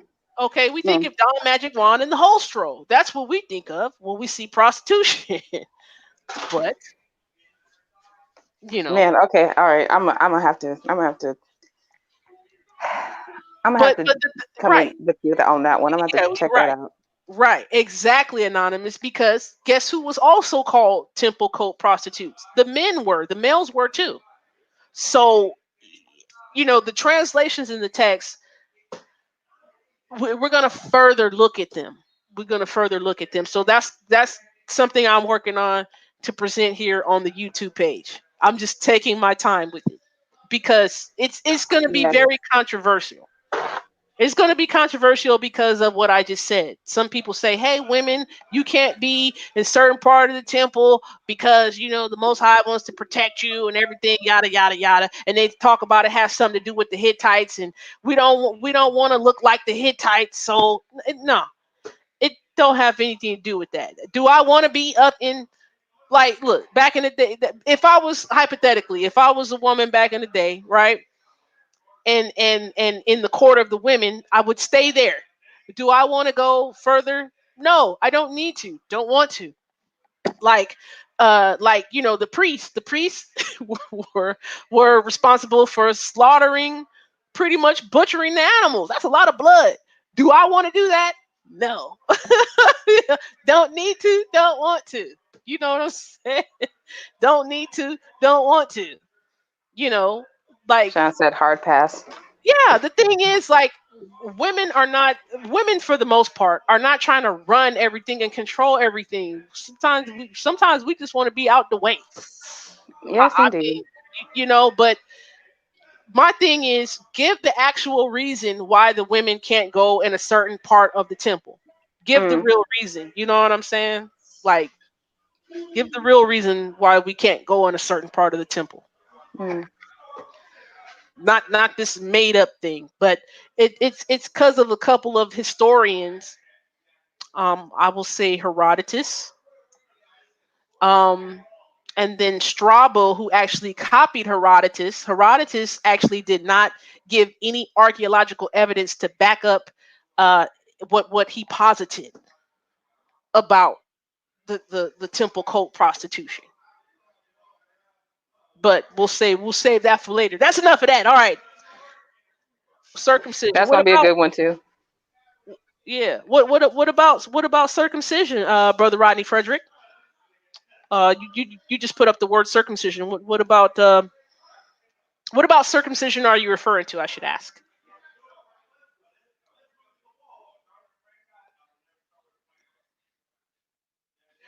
I'm giving this some time to type, you know. Or check this out. Let's uh let's see.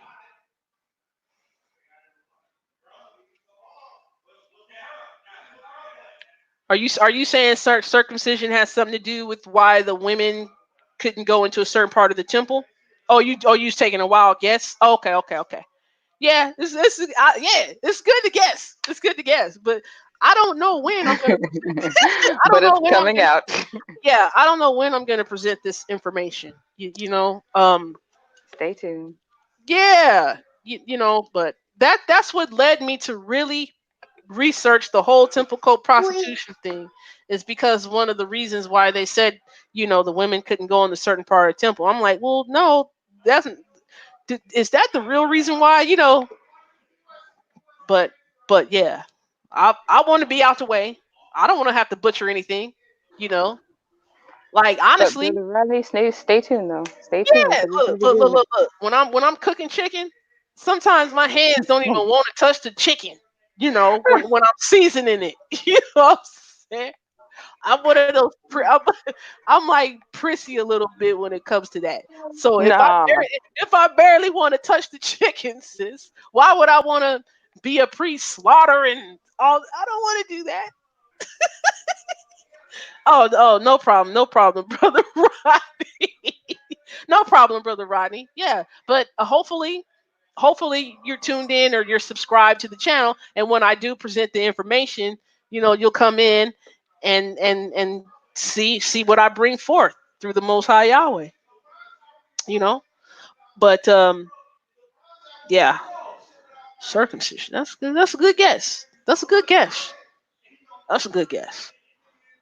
But it's something. The reason is something that we probably haven't thought of, but we get little clues from the text, but we don't really know how to tell those are clues from the text as to why we really can't, or the women couldn't go into a certain part of the temple. There's little clues sprinkled here and there through the text. You'll be the anonymous said you'll be debating Exodus next month. Ooh, now anonymous, I would like to ask, what about the Exodus are you debating? I would love to know. Woo woo. What about the Exodus are you debating? Cause that's gonna be a tough one, ma. And are you debating if the Exodus happened, or are you debating if there's going to be a second Exodus and when? You know, you can tell me you can tell me behind the scenes when you get some time to holler at me. You know what I mean? No doubt, no doubt. Um, yeah. What time is it? 9:15 over here. Okay. It didn't got a little excited in my house. Can y'all hear anything? Or just me? Yes, You can hear yes. what you hear? What I you don't hear, hear him. sis? I don't hear like words speaking. I just know that it's getting hype. Okay, yeah. It sounds like my house done turned into a bar. That's what it sounds. You Probably know. about got a bottle of that D. Yeah, you know how we do. Shoot, I need to end this video so I can I join. mean, look, hold on. Bye bye. I'm gonna help you. Hold on. I'm gonna help you. Hold on. Shabbat. Shabbat shalom. I said Shabbat Shalom. All right. Love you Hey, guys. love you too. Take care of the little one. Will do. You know it. And holler at All me. right. All All right. right. Will do. Peace. Yep. Peace. All right. So, okay, you debating did the Exodus happen according to the biblical narrative? Okay, no doubt. Hey, I'm interested in how you're going to present your argument for that debate. Definitely, you know. But now, okay, you can hit me up on the back end, anonymous, on that, because you know me. I want to know if you're using the original biblical Hebrew, and if you're using history along with that. You know what I'm saying? I would definitely be interested in that. The research, yeah, it sounds like it's quite extensive to do the research. You know, probably a morsel over here in this text, probably a morsel over here in this encyclopedia, and all that stuff that you have to compile. You know, yeah. But I mean, anonymous, you can do it. That's, man, like the way you research and the way you put together things, anonymous, and the way you go after references. You hot. You hot. You hot. You be knowing what you doing. You hot. But yep, all praise to the most high Yahweh. So that's next next month. Okay. Okay. Yeah, let me know when that's happening next month. So if nobody else wants to come into the video and talk with me, I'm gonna end this and go join in the festivities, because it is the Shabbat, and I need to give me something. You know, get me some give me some beverage that's gonna help me be merry. You know, get me a beverage that's gonna assist me in rejoicing. You know what I'm saying? All right. So yes, Romans 9:5 parsed. That's what I did pretty much for the first hour and a half of this video. Um, I'm gonna leave you all with the Aaronic priestly blessing. I love to say this. This is Numbers chapter 6, verses 24 to 26. Yabarekaka Yahweh Werishmaraka. Ya er Yahweh panava lecha wihuneka. Yisa Yahweh panava lecha wayasem lacha shalom. And that is, may Yahweh bless you and keep you. May Yahweh make his face shine on you and show you favor. That means accept you, right? May Yahweh lift up his face towards you, accept you, and give you shalom, peace, wholeness, wellness, completeness. I want to say I love y'all. I love y'all with the love of the Most High. Thanks for tuning in. Hope you have a good and Shabbat. The rest of your Shabbat, may it be blessed, may it be encouraging, and may it be loving, may it be filled with the Most High's Ruach and love, right? And continue to have a good and blessed week. Yahweh willing, we enter into next week. So, duck and dodge one at gmail.com. That's my email, duccndodge1 at gmail.com. I'm also on the Facebook at Shanti Doc. And here, 916 Sean Sean. Please subscribe if you haven't. And hit the bell, right? Hit the bell. All right. Shabbat Shalom. Love y'all.